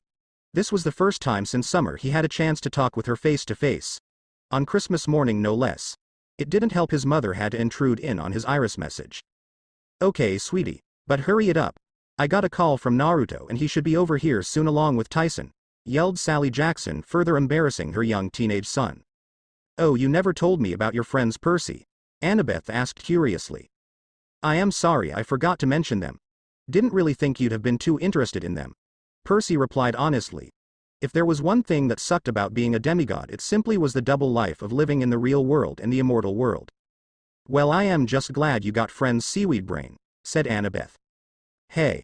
I didn't mean anything wrong by it, began Annabeth, slightly embarrassed over her comment. It's just you don't know how hard it is to just meet normal people. You know, the mortal kind. The ones that make you I don't know feel.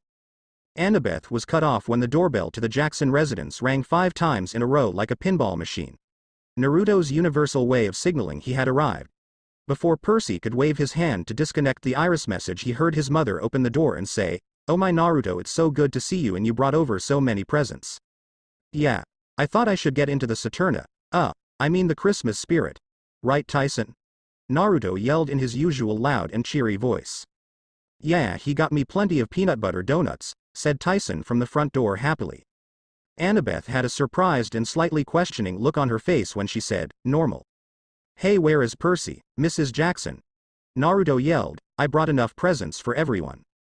Percy waved his hand and cut the iris message off before his mother could say something embarrassing. He rushed into the living room and saw his long brown-haired mother helping Naruto to set presents down on the living room floor while saying, You didn't need to do so much for us, Naruto. Naruto looked Sally Jackson in her sparkling blue eyes before sadly saying, I am sorry I went a little out. This is my first Christmas and it's hard to explain it, but you guys mean so much to me. Sally Jackson looked at Naruto a little surprised. You've never once celebrated Christmas before? Percy saw Naruto shake his head. Even Tyson looked at Naruto a little shocked. If there was one holiday overly commercialized around the world, it was Christmas. Percy remembered seeing pictures of kids in Hong Kong placing presents under a large fake tree in a city square. It always hit Percy like a weight train, knowing Naruto had pretty much lacked any sort of childhood to begin with. Hey, let's open up presents, Naruto said with a forced smile. Sally Jackson noticed the blonde's forced smile and said, Naruto, you are as much a part of this family as anyone else. Naruto looked at Sally Jackson with wide glossy eyes full of happiness and smiled back. This one wasn't forced. Birds were busy on the dying afternoon streets of New York City, eating away the leftover hot dog buns careless city goers and tourists unwittingly discarded. They pecked and chewed the delicious sweet buns in haste, until one Naruto Uzumaki got off his school bus happily. The birds cawed and fluttered away from the loud blonde-haired genin, leaving behind feathers in their escape. The hot humid city air filled the blonde with an abundance of energy, while most people would have drifted back indoors to escape such dread with their air conditioners. Days like this only made him smile. It brought Naruto back to the times had spent days, sometimes weeks, homeless in the warm humid woods of Konoha, with no one but himself. A somber thought for most, but Naruto learned much from that experience. His love of nature, his love for anything warm, his love for food, and most of all how much he appreciated his nice Manhattan apartment. Inside of that apartment so many new memories had been forged since he had arrived in New York City, almost a year prior. If there was any way he could thank his mother for bringing him to this world, he most certainly would. Naruto Uzumaki passed by many annoyed New York City residents walking the streets of the Big Apple, as he nearly skipped his way from 7th Avenue across the many busy streets to 5th Avenue. He had much to be happy about. School would be over within a week's time. Naruto had spent the last 5 months since winter break, focusing on his elemental training, and studying his mother's books. Not only had he finished the tree-cutting exercise for his wind manipulation, but he had also learned 3 wind-style jutsus. One of them, he figured, would soon be his new ace card. Something on par with the Rasengan. If only he could completely master it. There was much to be happy about, but if he had to be grateful for anything, it had to have been the companion's necklace finally coming through on its supposed magical properties. Naruto had yet to experience another run-in with the cronian or any weird monster since his winter break shenanigans. Even if the necklace was a bold-faced lie, it still looked cool, so Naruto kept wearing it. Once school was over, he'd have the entire summer to hang out with his two best friends in this entire world. Naruto couldn't wait for that to happen. As Naruto made his way over to the Fortis apartments, the blonde boy sent out a chakra pulse and looked behind him. "No me digas nada," yelled a man with a heavy accent to someone else who seemed to be his friend. Naruto just shrugged his shoulders and just entered the building. Nothing too abnormal. He lived in a neighborhood with a lot of foreigners from around the world, which in a way served the blonde well. He too was a foreigner in America. The only difference between them and the blonde was that Naruto was from a completely different dimension connected by some sort of being called chaos. Also, when half the building speaks a completely different language, it helps a whole lot when those very people try to file noise complaints against the 7th grader on the 12th floor, who at the time was throwing a kick-ass party. Naruto entered his apartment and planned on spending the rest of the day watching SpongeBob or catching up on the war in Iraq, a topic everyone at school had been talking about. Well, mostly the teachers. Most of the students just stared off into oblivion, disinterested in the whole topic. America, the land of the brave and home of free, was disinterested in their own wars? Back at the elemental nations where wars sprang about out of nowhere, disinterest in a foreign conflict, especially one involving Hai no Kuni, would have been seen as disloyalty to the Hokage and the daimyo. Then again, things were different in this world.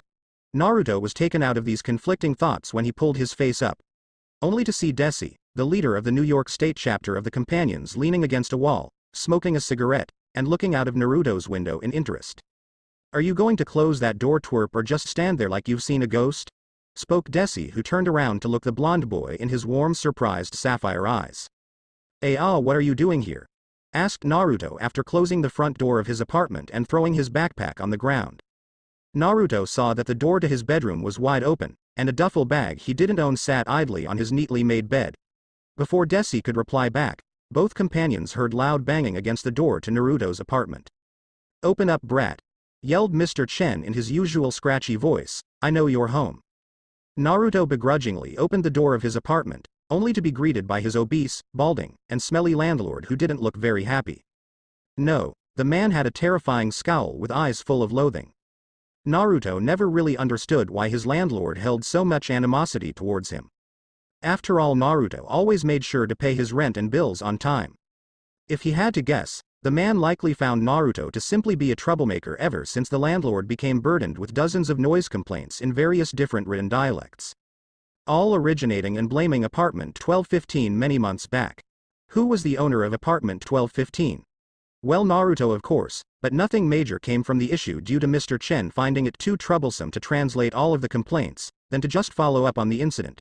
Ever since then, Mr. Chen made it his personal life vendetta to not only punish Naruto for all of the occasional pranks Naruto pulled on his obnoxious next-door neighbors, who yelled drunkenly throughout the night, but to also get in contact with Naruto's parents. "Your lease is ending in 2 weeks, and if I don't get your guardian's signature, I'll make sure to call the cops. Don't need loud-mouthed kid disturbing residents in building," yelled Mr. Chen, who then made eye contact with Desie. "You boy's father," yelled Mr. Chen while poking Naruto in the forehead with a greasy finger. "Yeah, and if you don't get the fuck outta here in about 20 seconds, I'll make sure you leave one way or another," spoke Desie after blowing out a massive cloud of nicotine-laced smoke, causing Naruto's normally mango-scented apartment to turn into an ashtray. Mr. Chen saw a leather gun holster around Desie's hips and gulped. Fine. I'll leave forms for guardian to sign. Guess I know where troubling boy gets his attitude from, Mr. Uzumaki," said Mr. Chen, who then placed a form on Naruto's kitchen table. As soon as Mr. Chen closed the door, Naruto could vaguely hear heavy footsteps sprinting down the hall, accompanied by the panting of a wild boar. "Hey, you seem to be making enemies left and right, twerp. Will I have to keep on saving your ass?" asked Desie with a smirk. "In your dreams," Naruto replied. "Don't talk back to your dad, twerp," countered Desie. "Exactly why are you here again? Also, why did you break into my apartment and go through my room? And why is there a duffel bag on my bed?" Naruto asked, slightly annoyed with the turn of events. "So ungrateful, twerp, you'll be the death of me, you know that," began Desie, causing his sapphire-eyed pupil to look at him even more annoyed. "First off, you should invest in better security. It took me about 10 seconds to pick your lock. Second, I got a lot of important news to tell you and you ain't gonna like it." Naruto opened his refrigerator, took out a Coca-Cola, and took a seat on his sofa. Naruto was never a big fan of bad news. Every time someone important had some sort of bad news to tell him, it usually never ended well. For instance, Mizuki confessing to Naruto the night of his special secret academy exam about him being the one burdened with the Kyuubi. Naruto learned that very night why people hated him, why villagers attacked him, why people wanted him dead since day one.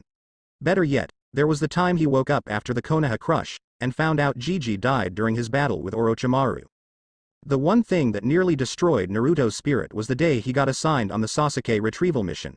Not only did he find out his best friend betrayed Konoha for Orochimaru, but the one person he trusted with his life on more than one occasion. The one person he considered his brother. The one person he thought understood him on Team 7. Ended up shoving a Chidori-covered fist just a couple of inches from his heart. So Naruto simply drank the soft drink many Americans loved, with a frown on his face. His normally warm sapphire eyes now turned dire. He was prepared for whatever horrible news Desie had in store for him. Naruto, I packed your bags tonight because I need you to realize just how much danger you're in. Started Desie, his normally strong brown eyes now radiating just a bit of warmth and concern. I'll sign those stupid forms, but in 2 weeks you are going to have to say goodbye to New York City for good. What? Naruto shouted in surprise. Hey! You think I don't know how you feel? When I was about 17 years old I left my country and home to escape the Eastern Bloc just to come to capitalist America all by myself. With no money or guidance. This is not only for your own safety but also because you'd be wasting the opportunity of a lifetime. Desie replied back, while lighting up another Marlboro Red. Screw that. Naruto yelled back, his sapphire eyes now cold. The only precious people I've got left in this entire world live in Manhattan. All of my other friends and loved ones either think I am dead and I only just met you and you want to just take me away to fight your stupid war with the cronian. Desie looked at the golden blonde-haired boy in front of him in complete shock. Naruto was wearing a blue t-shirt with a red, white, and blue eagle carrying a 1776 American flag. His light blue jeans caught a couple of tears falling from his eyes. The twerp changed his brown leather chukka boots for some stupid black Converse shoes. Desie realized when he peered down in the boy's cold, ruthless, and calculating sapphire eyes that the twerp wasn't yet a man. He was still just a 14-year-old kid, but those eyes sure made him flinch, and few people or things could ever possibly accomplish that. Wait a minute. Did the twerp just say this entire world? Was Naruto from another world? What do you mean by this entire world, twerp? And don't lie because I'll sniff it out, said Desie before taking in another puff of his cigarette. Okay, you caught me, replied Naruto with amusement flowing with every word. He then raised his hands up and said, I am from another dimension and I was brought here against my will. So now you know my whole life story. So you are from another world, said Desie while rubbing one of his eyes. Would have been nice to have heard that a while back. Like you have been honest with me from the get-go. You know the furball was right. You guys probably want to use me. Naruto vehemently said with sickening bright crimson eyes. His pupils now turned into terrifying slits, which only caused Desie to flinch and look at the boy in front of him in complete fear. The apartment dropped about 30 degrees in temperature, and the power, madness, and pure malice coming from the 14-year-old boy was unlike anything the companion leader ever experienced in his life. Was the boy in front of Desie possessed? Naruto's abnormal whisker marks along his cheeks turned darker. The crimson-eyed boy released a disgusting aura that reminded the man of all the terrible things Pandora released from her box. Desie's cigarette slipped from his lips, and crashed to the mahogany floor of the apartment in a flare of sparks. For a split second Desie wondered if the boy he saved many months back was some sort of abomination straight from Tartarus. The images of fire, death, madness, despair, and hatred for humanity filled him as he stared into Naruto's eyes. Worst of all, he felt the sadistic malevolence of something truly despicable staring at him for what may have been an eternity. Seeing Desie, the very man who had saved his life back during the Saturn raid, look at him in absolute terror, turned the 14-year-old's anger into shame. Like the incident at Monster Donuts many months back, the Kyuubi, Naruto's very burden, ended up getting the best of him. Looking at the strong brown-eyed man in front of him, who intimidated Naruto when they first met, turned frightened at his very presence. Naruto only turned his head away and let the Kyuubi's chakra dissipate. Why no, how was this even happening? Was the Kyuubi slowly taking hold of? No, the seal was still working fine, because if it wasn't then he would have lost control ages ago. So like everything in his life he had failed in the end. I am sorry, Desie. Naruto muttered with cloudy eyes. With a guilt-stricken face and with all of his remaining courage, Naruto said, What you just saw isn't me, I swear. I was just scared and angry. Desie walked over to the 14-year-old boy in front of him and put two and two together. Luke would never have tried to recruit Naruto into his army if he had cornered a prospect with no weapon in hand. The cronian bitch boy likely would have sliced Naruto's head off and placed it on a pike like the other two he had sent out. It had plagued the white pony-tailed Mont's mind, for months, for why Eos the goddess of the dawn of all beings would have tried to seduce Naruto. Now it all made sense. The boy had likely been cursed with some sort of demonic power from some other world. Whatever god kidnapped Naruto, they likely had done it in an attempt to use Naruto as some sort of trump card. Desie suspected the boy in front of him of being a demigod. However, the energy the kid displayed in front of him made his mind race.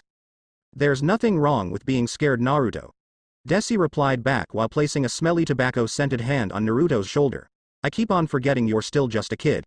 I guess whatever that was that you unleashed back there, it's likely the reason why Kronos wants you in his army." Naruto turned his cloudy, troubled sapphire eyes in Desie's direction. "You know, the one thing that made me happy about being here in this world as soon as I got here wasn't the cool technology or just the fact there are so many awesome places in this world to see. It really was just for the first time in my life I thought people wouldn't be hunting me down because of my burden. Whatever your burden is, Naruto, I don't care. Your secret is safe with me and I don't want to use you like some sort of tool in our army. I didn't come here to force you into anything. I want you to know that, all right. I came here because the cronians are likely planning on attacking our New York City sanctuary any day now, and are sending in more troops in and around the East Coast. Whatever your burden is, just know that it's likely the main reason why those cronies are after you," Desie said with as much warmth as he could. "If you promise to keep whatever I tell you here between us, then I'll tell you everything I know," spoke Naruto while clumsily taking a sip from his Coca-Cola can. "Why?" asked Desie with a raised eyebrow, his brown eyes still full of terror. "'Cause I don't want you to think I am some sort of monster," Naruto said with pleading eyes. "Tisk. You're still just a brat to me," said Desie with uncertainty, causing Naruto to smile just a bit. "Well, I guess everything began the day I was born. In my world there are immensely powerful beings that are completely made out an energy source called chakra," began Naruto, causing Desie to take out another Marlboro Red from his pack. Naruto raised an eyebrow, but Desie just raised his shoulders, then lit a cigarette. "You lost me at chakra twerp, so just go on. I'll need a smoke for all of this." Anyways, chakra encompassed everything that is living and it combines the physical and spiritual energy. "Okay, so in your world you're a bunch of Jedi wannabes," started Desie, who seemed unimpressed. "I know what you're talking about now, chakra, right? Hadn't heard someone say that in several decades. Never heard of anyone ever using it to the effects of a hardened magician though. Guess you never were using magic, but rather a variant." Naruto looked at Desie slightly confused. He never expected the people in this world to possess any knowledge relating to chakra. "Wait a minute, you know what chakra is?" Naruto asked, his jaw nearly falling to the floor. "Well, to an extent, it's very similar to mana energy in a lot of ways. People have known about chakra in this world for thousands of years. I've been to Nepal on several occasions and learned a thing or two about it, and they called it chakra too. In our world no one that I know of has even the slightest ability to use it like you can," explained Desie. "Now get to the point." Alright. So in my world there are beings completely made out of chakra called Biju. My dad sealed the most powerful one in my gut the day I was born," Naruto said before continuing on.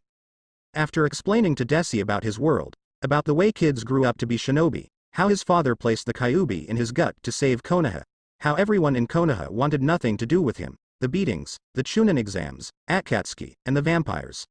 Desie looked at Naruto slightly surprised and furious.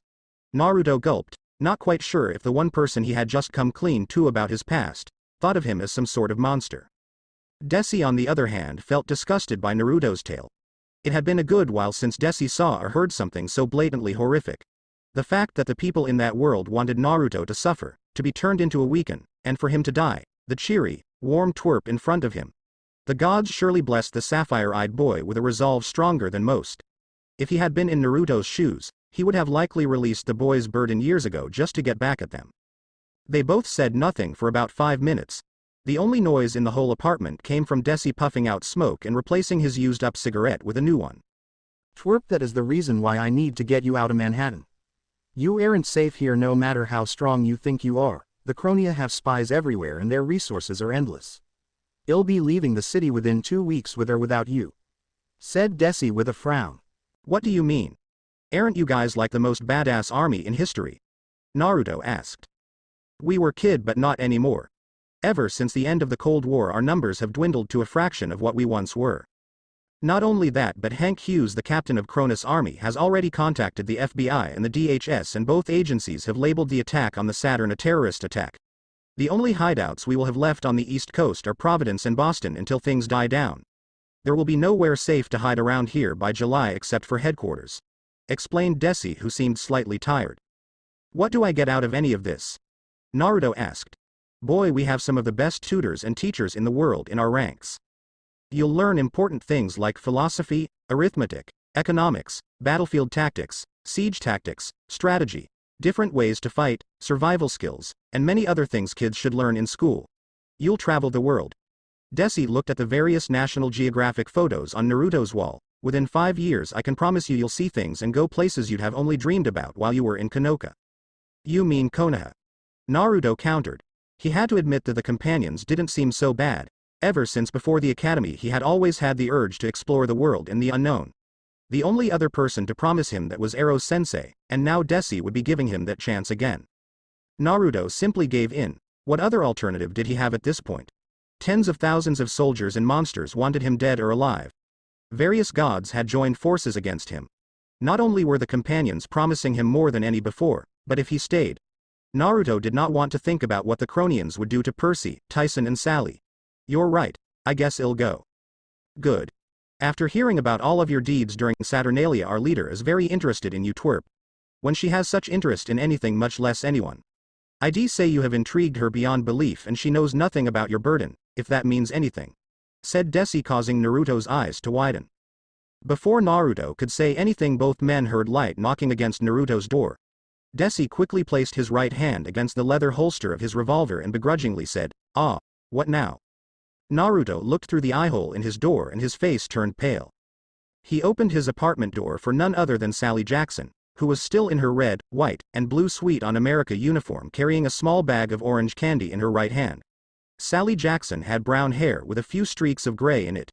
Her sparkling blue eyes peered into Naruto's still somewhat cloudy eyes in worry and her normally warm smile turned sour at the appearance of Desie chain smoking by Naruto's sofa. Hi, Mrs. Jackson. Naruto said slightly surprised. Sally Jackson was maybe the last person on the planet he would have expected to come visit him.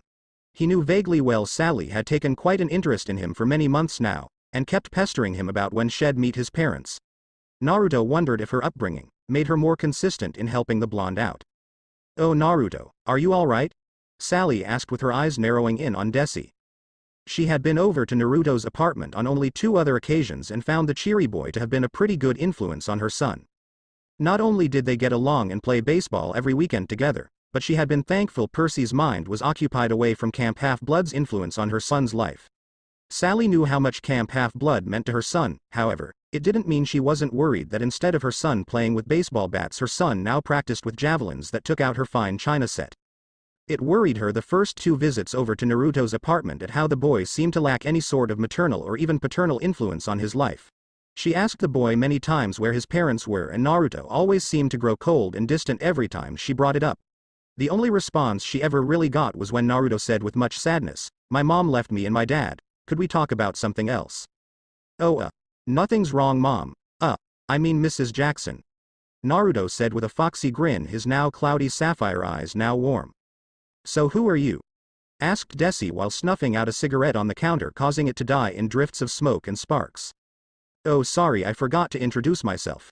My name's Sally Jackson. I am the mother of Percy Jackson you know who are you by chance?" Sally asked her eyes narrowing further into Desie's strong brown eyes. "I am his dad." Desie bluntly answered his eyes narrowing in at Sally's bright blue eyes curiously. "Really now? Naruto why have you not brought him up?" Sally asked. "Well the thing is he just returned from fighting overseas," Naruto said, hoping Sally would take his bluff. "Oh I am so sorry about my behavior Mr. Sally said slightly embarrassed with her accusatory behavior. For a split second she had been worried about her son's best friend getting abused by whoever this mystery man had been. However, Naruto's usual warm sapphire eyes brightened and the boy looked slightly happy. Maybe he was just happy his father had finally come home. "Just call me Desie," Desie answered. Naruto looked at the companion leader slightly annoyed. Desie was as cool as a forest fire. "Well Desie, I want to thank you for your service. I've been hearing all over the news about all the fighting going on in Iraq. I would also like to say how much I love having your son over at my home," spoke Sally while placing a bag of candy on the kitchen counter. "I hope my terrific son hasn't caused you too much trouble. It always seems to follow him around wherever he goes," spoke Desie with a little bit of difficulty. Naruto rolled his sapphire eyes at the comment. Sally Jackson laughed. "No, don't you worry about that one bit. Naruto is one of the sweetest boys my Percy has ever met, and he has been a fantastic influence on him. Also, don't you worry too much, trouble seems to always follow boys around. Remember when you were their age?" "Yeah," said Desie, while turning his head up as if trying to remember what being a 14-year-old may have been like. "Well, it's good to know my son has friends at the very least and a good woman to look after him too. Although now that I am back home, I am planning on looking after him and making sure he doesn't stay in too much trouble." "Really now?" asked Sally. The gruff white ponytailed man in front of her reminded her of Poseidon whenever the god got serious. Desie seemed to have the resolve of stone, the toughness of a wild bear, and the softness of steel wool. She thanked the gods Naruto hadn't turned out to be so cold. "Well, I have to be getting home soon. Naruto, I left you some orange Reese's Pieces along with some of that orange candy you love. I hope you study hard for your exams and don't forget to come on over once school is over. I plan on taking Percy to get a new skateboard, and if your father would agree I wouldn't mind taking you too," said Sally with a warm smile. "As long as he comes back in one piece you can take the boy to Fallujah," said Desie with a chuckle. Naruto and Sally laughed awkwardly at the ponytailed mon's comment and shrugged it off. "Anyways, stay safe you two," said Sally, before leaving the apartment. "Okay kid, I gotta get going too. I'll be staying in a hotel called the Drowsy Inn about 4 blocks from here for the next 2 weeks. I left a note card in the duffel bag. It has my number, and make sure to call if you ever need to leave immediately. If I were you, I'd make sure to pack an extra pair of clothes and any valuables you can carry for the next 2 weeks at all times. I believe whatever Hank Hughes is planning it'll be coming soon," finished Desie. The mercenary leader then signed the forms on Naruto's table, then left. Naruto sighed and looked out his window at the busy Manhattan afternoon traffic. What a turn of events. Early in the morning, immersion. Listen to home, we're finally landing. No matter how much Naruto tried to sleep, his eyelids would open and be greeted with the silvery white light of the moon and various flashing neon lights in the street. Naruto looked at his trusty alarm clock beside his TV, which said 2:15 a.m. in bright orange characters. Naruto groaned and got up, then got dressed in his usual attire. Light blue jeans, a regular white t-shirt tucked in, an unbuttoned red and orange denim shirt, and his old trusty brown leather chukka boots. The shoes in this world were very different from the ones in the elemental nations, but Naruto didn't mind. After all, his boots lasted him longer than any pair of sandals he wore back in his homeworld. It may have seemed weird, but whenever Naruto had trouble sleeping, his usual solution was to train until he passed out. Back in Konoha, it always did the trick better than any medicine, which never really worked on him too well. He had to thank the fur balls sealed in his gut for that one. With everything on hand, Naruto spotted out of the corner of his eye a piece of paper lying on the floor of his bedroom. Before leaving his apartment, he snatched it and delicately folded the piece of paper down to a dollar bill. Naruto then placed the piece of paper gently in his wallet for safekeeping. Like Desie said, keep all valuables you gotta carry on your person at all times. Naruto mused in his head. I think he was talking about money, weapons, and possibly those books you force your shadow clones to read, countered the Kyuubi. Shut up. It saves me time. Naruto walked the many deserted streets of Manhattan down to an old abandoned church 10 blocks down 43rd Street. Naruto spent many weeks when he first came to New York City exploring the city in hopes of finding a suitable training field or spot to train in general. The abandoned church on 43rd Street had been purchased several months back, and a construction company had plans on turning it into a brand new apartment building. So Naruto took liberties to train whenever he could inside of the building, in order to not slack off on his super cool shinobi skills. Walking inside the creaking church, Naruto sent out a chakra pulse to make sure there weren't any homeless people nearby. When he got no response within the building, he continued on. The only response he received was some lone straggler down the road, possibly waiting to get drugs. Naruto sighed, time to kick some ass. After spending 3 hours fighting dozens of shadow clones to better his new taijutsu style called Tang Soo-do, a fighting style based in Korea that relies heavily on strong kicks and aggressive fighting stances. This new fighting style already appeared to be an upgrade over his previous sloppy Phoenix-style academy students were forced to learn. Naruto smashed a clone over its head with a high kick in the clone's jaw, causing it to burst into smoke. Walking over to his denim shirt, Naruto left lying by a rodent pedestal. He then wiped away his sweat and just thought about taking a 5-minute break, now completely pooped out. Taking a seat on the pedestal, Naruto felt his wallet press against his butt and he remembered something. Slowly taking out his wallet, Naruto unfolded the most treasured item he had to his name. Naruto once again reread his mother's letter, something he had done almost every night before he went to bed in Manhattan. A ritual of sorts, but something that he looked forward to at the end of a bad. I love you so much. I saved you because you have always been my favorite child. So stay safe, don't die because I might be enough trouble for what I've done for you as it is. Remember son, fortune always favors the bold. Naruto reread that part over and over again, hoping to get some sleep. It usually worked. Maybe because it made his mind race over what his mother looked like or if had lived long enough to actually meet her. Would she be beautiful and nice like he imagined? Would she laugh at his jokes or pranks? Would his mother finally hug him like Sally Jackson occasionally hugged Percy, who always blushed and said, "Mom," in complete embarrassment? Maybe his mother would finally tell him he wasn't a failure or a dead last. Maybe his mother would allow him to go with her wherever she was in this massive world? Immersion over. Instead of getting some sleep, Naruto stood atop the pedestal in the dilapidated church and channeled enough wind chakra to shout, "Chikara Yosha." A strong shockwave of light blue emanated directly from his throat, echoing throughout the massive church hall in a rumble. Wind chakra sliced and tore through nearly everything in its path and the whole church shook like a god awakened from the slumber of his old domain. For a split second, Naruto had a look of worry on his face and bolted from the abandoned church.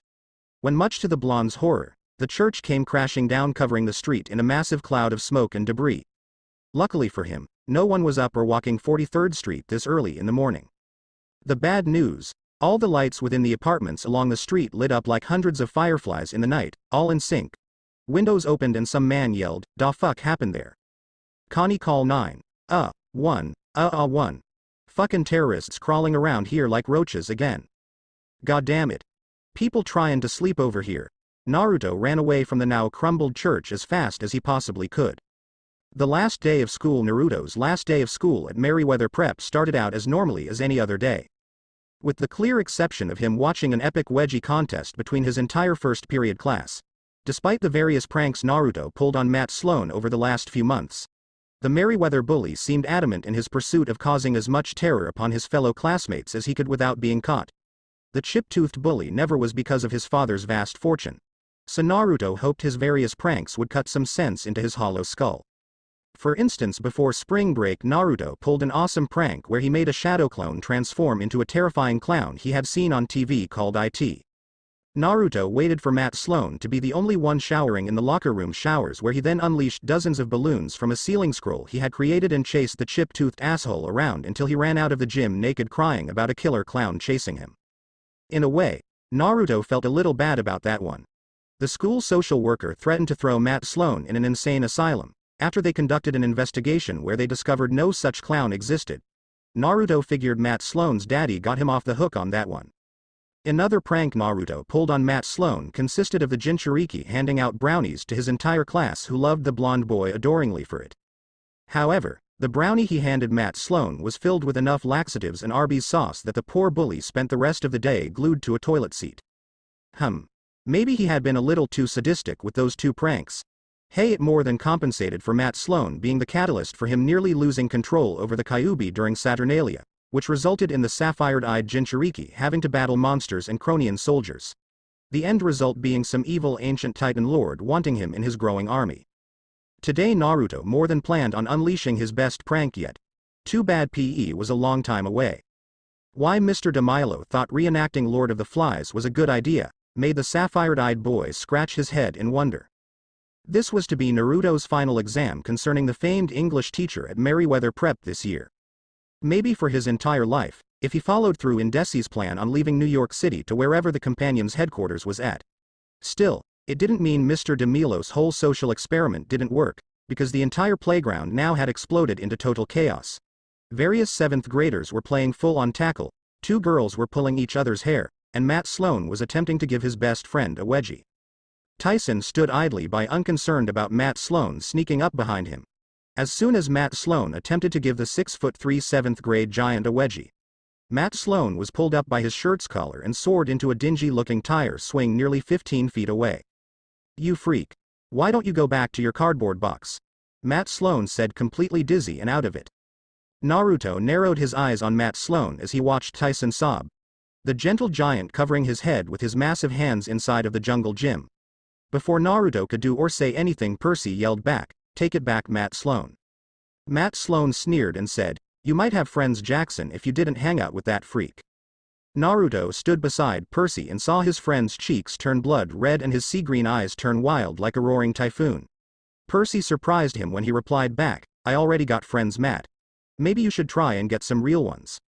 The look in Percy's eyes were so full of determination it made Naruto remember just how surprised he could be at times by his best friend. Matt Sloan looked furious and went over to his big ugly friends, who seemed to have multiplied from 2 to about 8 duffuses. Matt Sloan yelled, "Just wait until P.E. Jackson, you are so dead. You better watch it, Whisker Face. I'll watch your ass get creamed, Sloan." Naruto called back coldly, which made Matt Sloan flinch.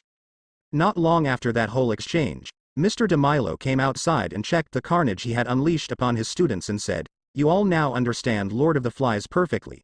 You all pass my course and you all should never ever grow up to be violent people." Matt Sloan nodded at the comment and gave a chip-toothed grin towards Percy. Naruto only wondered what Mr. DeMilo would have felt about the political system kids had to undertake within the elemental nations.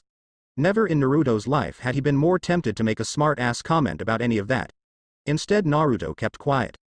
After first period, Naruto walked out of Mr. DeMilo's classroom to find Percy counseling Tyson, who still seemed upset. I am a freak," Tyson said in between sobs. "No, Matt Sloan's the freak. Hey buddy, I promise I'll buy you a peanut butter and jelly sandwich if you'll stop crying," spoke Percy while placing a hand on one of Tyson's arms. Naruto walked over and said, "Hey Tyson, don't you worry. Guys like Matt Sloan always get what's coming to them in the end. Why should you strive to be just like everybody else? I am not like everybody else. At the end of the day, there's nothing better than knowing you don't follow the same flock of sheep." Percy shot Naruto a grateful look and Tyson seemed a little happier when he said sourly, "You two are very good friends. I'll miss you too next year if I can't." Naruto realized by the way Tyson's voice trembled that the gentle giant may not even come back to Merryweather. Percy continued to help counsel Tyson by saying, "Hey, don't you worry, I am sure we'll see each other in the fall." Naruto left both of them after that whole exchange. He realized something too, that today too may have been his last day at Merryweather Prep. If he took Desie's offer by joining the companions, he'd likely never see his two best friends again. He already abandoned his precious people back in Konoha, against his very will by the way, and in 1 week he'd be doing the same thing too.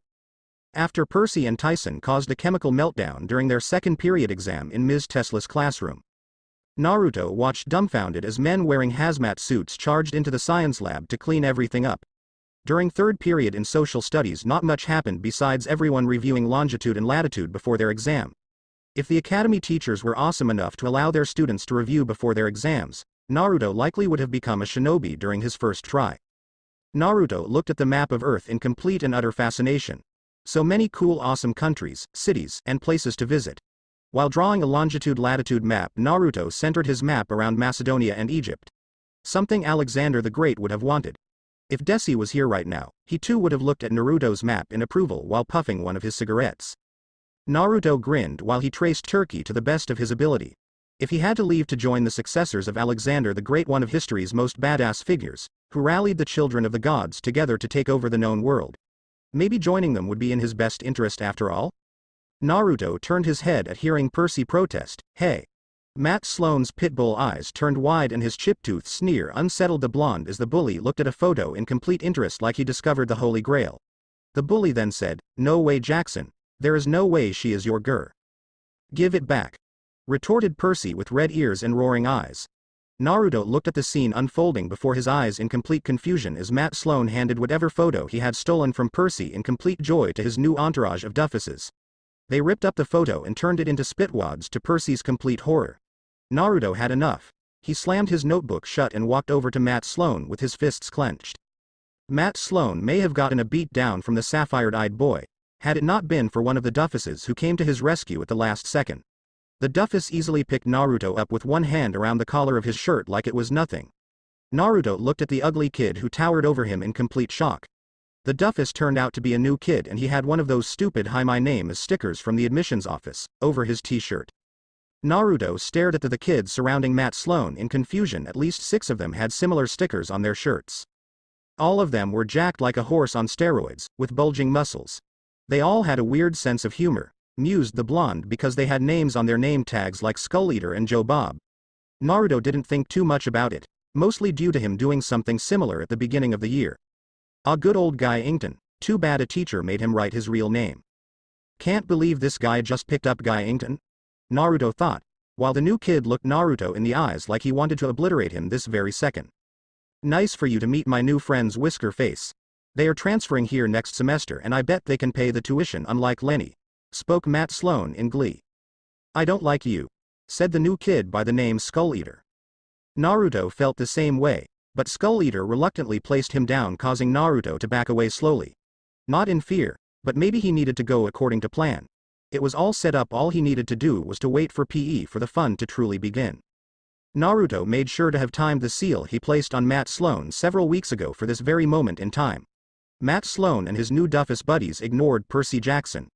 Naruto looked at his best friend, who stared at his torn picture of some person in front of the Lincoln Memorial in sadness.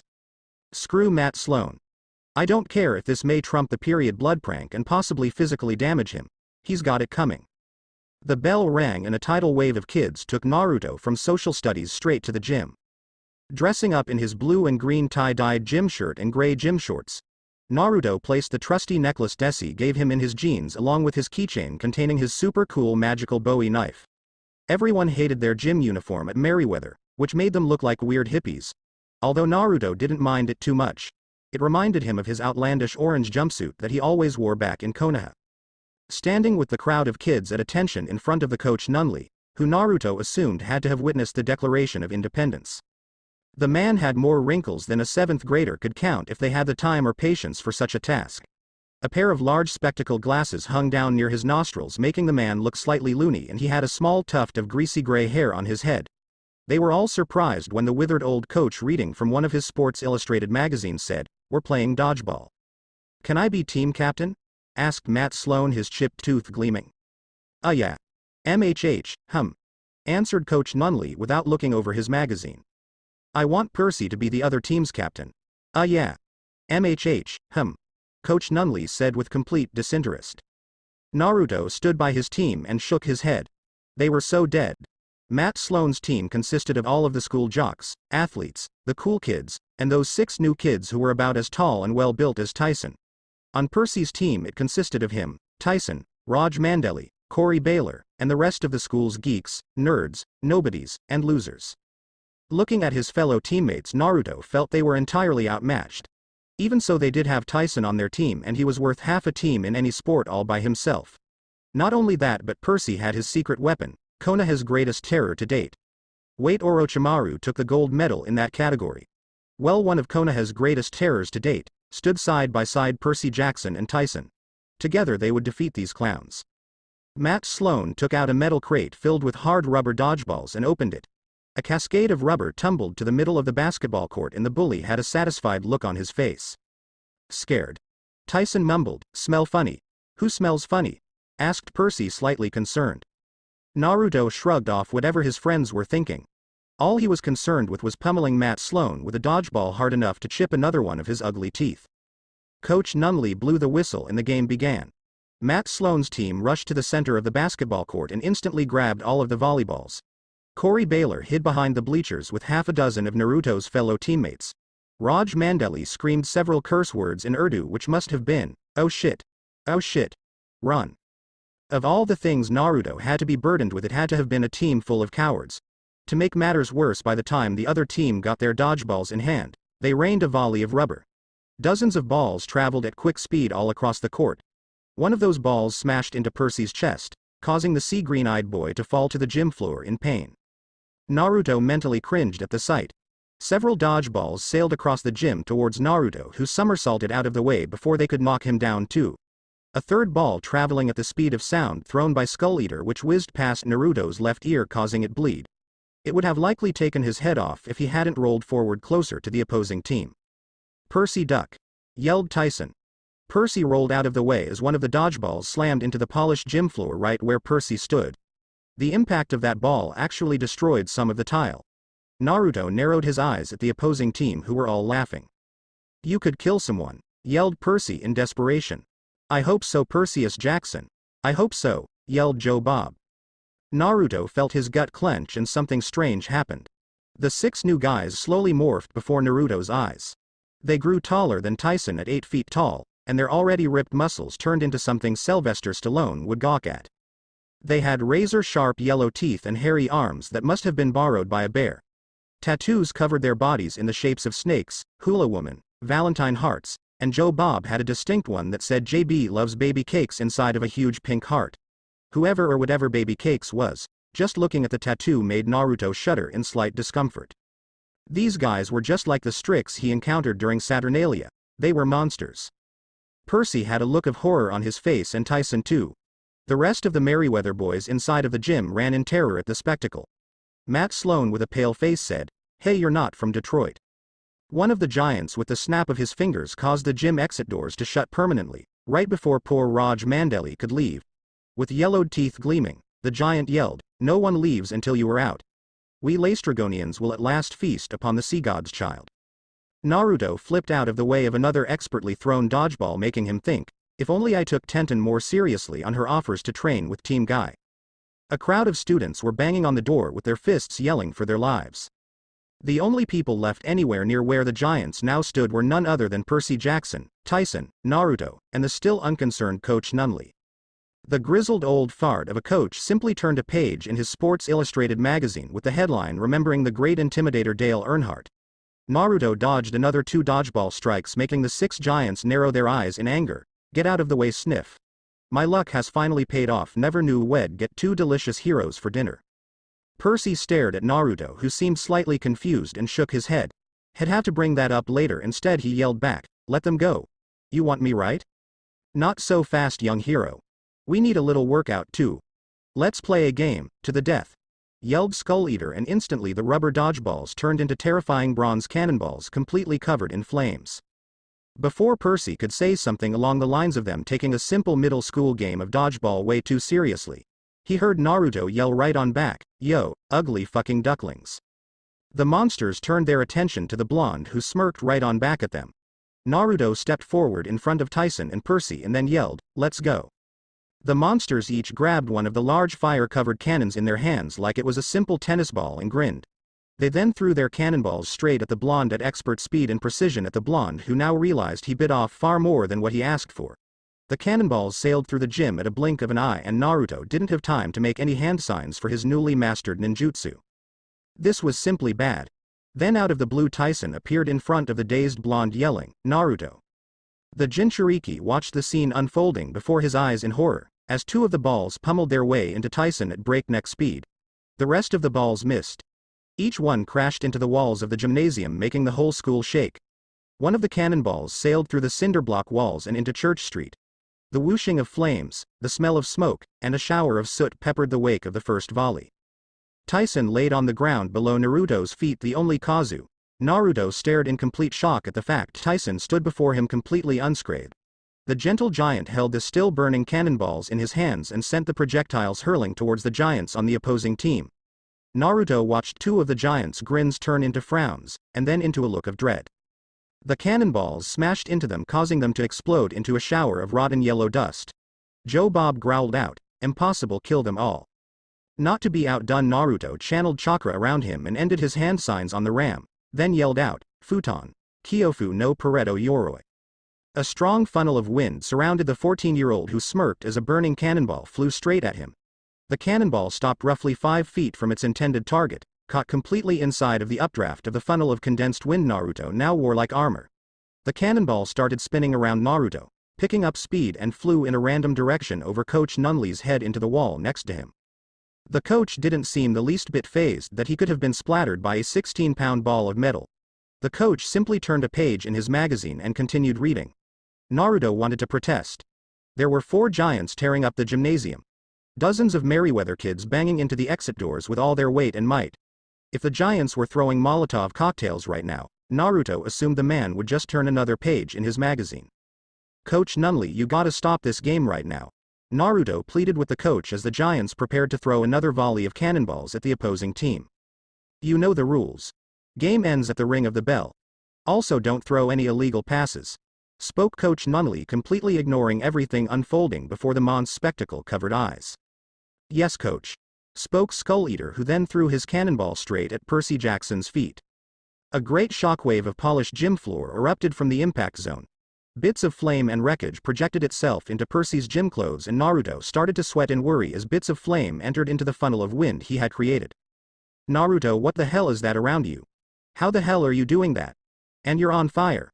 Percy asked, completely shocked by what was happening to his best friend, who now stood in a swirling funnel of burning death. Naruto tried to breathe, but the funnel he had created now started turning into a vortex of ember. With no other alternative in mind except for possibly taking down the opposing dodgeball team while he still could, he charged straight at the Giants in front of him. "Erg!" Naruto yelled. The 14-year-old charged in front of the dumbfounded Giants and unleashed the built-up burning vortex into the surrounding Giants. The fire spread from the blonde into his enemies in a 20-foot radius, further spreading the growing fire around the gym in a glorious display of his shinobi skills. Various razor-sharp bits of wind chakra sliced into one of the Giants, who stood closest to Naruto when it had happened. The added fire may have been the icing on top. As soon as Naruto's jutsu died away, he looked down and found 3 of the Giants on the ground, still completely unscathed from his attack. The Laestrygonian simply brushed off the flames like it was water and smirked. Naruto flipped 10 feet away from the Giants and landed in the newly formed Merryweather gym crater.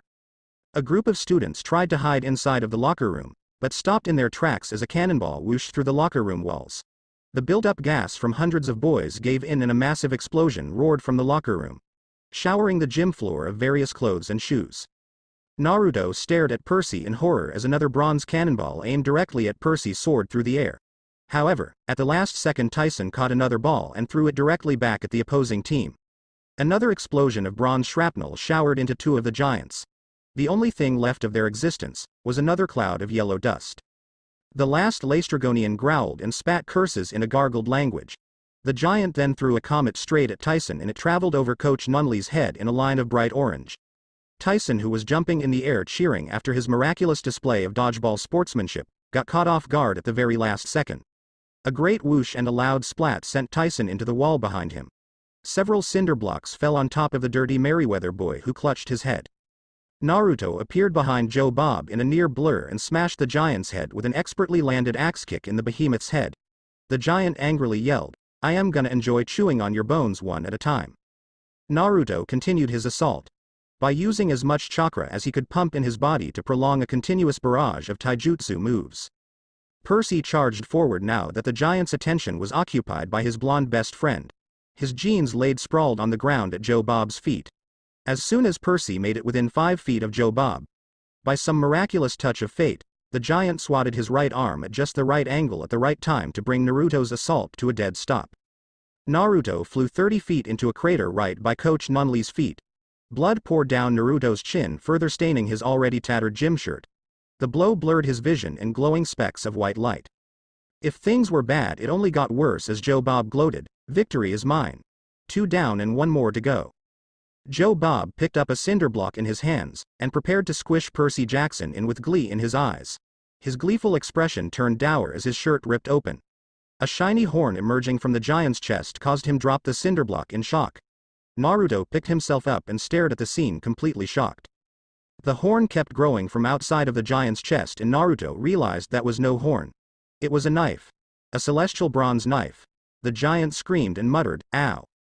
In a burst of green flames, Naruto laid eyes on a honey blonde girl with heavily tanned skin and stormy gray eyes.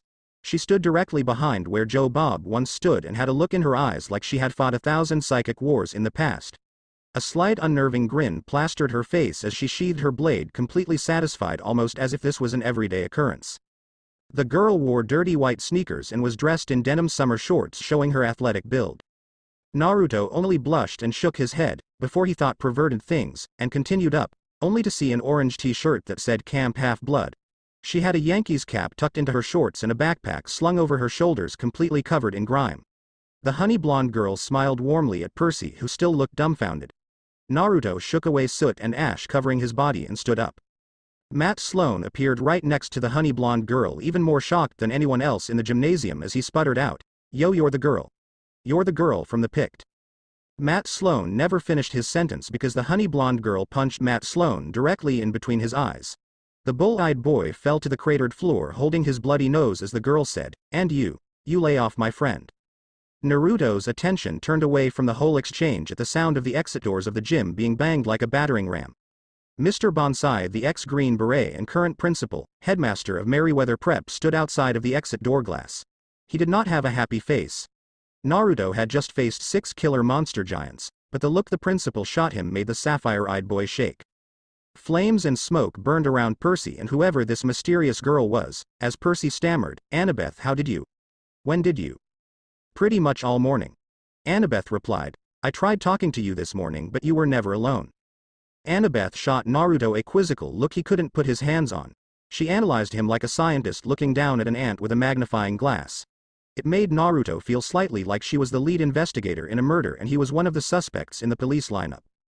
Annabeth curiously observed Percy's friend, who she vaguely remembered from Christmas. She noticed how his busted-up lip started closing and healing before her very eyes. Was he? No, that would be impossible. Although he did create a funnel cloud in a completely enclosed building and pulled martial art moves like she had seen from one of her little brother's stupid movies. Maybe. After a second more of her sending Naruto an uncomfortable look, she turned her attention back to Percy. "So that shadow I saw this morning, it was you?" Percy shockingly said. "Of course it was me, seaweed brain. What you expected it to be, Mr. D?" The girl identified as Annabeth said playfully. Percy shuddered for a split second and muttered, "Not funny." "Oh my gods, you were looking through my bedroom window," spoke Percy while brushing a strand of black wavy hair out of his eyes. Naruto looked at his friend and Annabeth feeling completely out of the loop. How was he supposed to really react? They both seemed to have known each other from a while back and just standing next to them felt kind of like the sapphire-eyed boy was a third wheel. Not that he would complain or anything. It just only confused Naruto more. After all, they talked like they had gone to hell and back together. Annabeth blushed and said, "No time to explain." A woman who possessed a sickening goblin voice shrieked, "There." The exit door opened and Mr. Bonsai, accompanied by a dozen teachers and several police officers, stood dumbfounded at the scene presented to them. Dozens of 7th graders were running around like the sky was falling. Fire engulfed most of the gym in plumes of red and orange. Battlefield craters caked the once polished gym floor like Napoleon Bonaparte himself took aim at Merryweather. Coach Nunley stood reading one of his magazines in complete disinterest. To top it all off, Naruto Uzumaki stood completely covered in soot, ash, and grime at the very center of the gymnasium with Percy Jackson and a girl. Everyone's attention turned towards Tyson, who picked himself from the rubble of cinder blocks with his hands against his head saying, "Head hurts." Matt Sloan turned towards Mr. Bonsai. He looked at Percy in complete fear, but Whiskers had to have taken the cake on his enemies list. It was all Naruto's fault. Right, Coach Nunley? Before the grizzled old coach could say anything, sparks shot out of Matt Sloan's gym shorts and the intercom began playing Fire on the Mountain by the Grateful Dead. Mr. Bonsai looked around him along with all the teachers as if the intercom was possessed. Naruto stared confused as Matt Sloan started rolling on the cratered floor of the gym trying to stop the sparks from burning his clothes, until Naruto remembered something. His prank. Immersion. Play Grateful Dead Fire on the Mountain. Mr. Bonsai and several police officers tackled Matt Sloan and handcuffed the boy as soon as Coach Nunley said, He did it," while pointing a bony finger at Matt Sloan. Annabeth took that as her cue, "Meet me outside and bring them." She pointed to both Naruto and Tyson. She disappeared at the blink of an eye. Percy grabbed his jeans and Naruto his clothes, making sure to place the companion's necklace back around his neck. Naruto then helped Percy carry Tyson through one of the holes in the gym wall. In the corner of his eye he saw Mr. DeMilo dancing in the carnage of the gym and thought, "Best English teacher ever." They got onto Church Street, but Naruto stopped Percy and Tyson in their tracks. "Look guys, can I meet up with you two in about 10 minutes? "Why?" asked Tyson. "Because I need my backpack." "Naruto, there are police cars and monsters roaming around the school and you need your damn backpack." Percy had nearly had it. His last day of school had been interrupted by monsters and his best friend was going to risk his life for a backpack. Naruto glared at Percy and the jet black-haired boy flinched.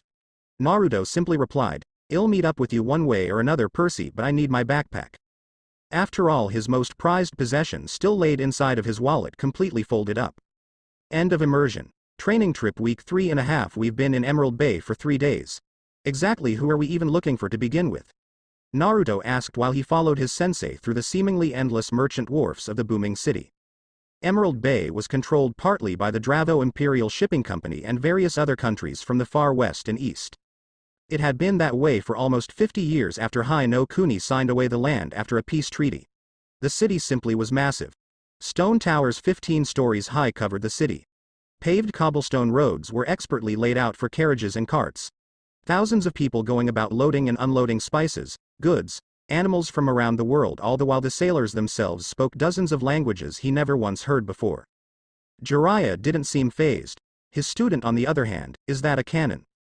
Naruto looked at various dockworkers striving with much difficulty to lower an artillery gun with strained rope pulleys. Gunpowder wasn't something new in the elemental nations, however word spread like wildfire of countries producing such weapons in droves. Just seeing with his very eyes the cast iron contraption of doom being lowered onto the wharf made the sapphire-eyed blonde stare at it in complete wonder and fascination. Man, he couldn't wait to tell people back home about this.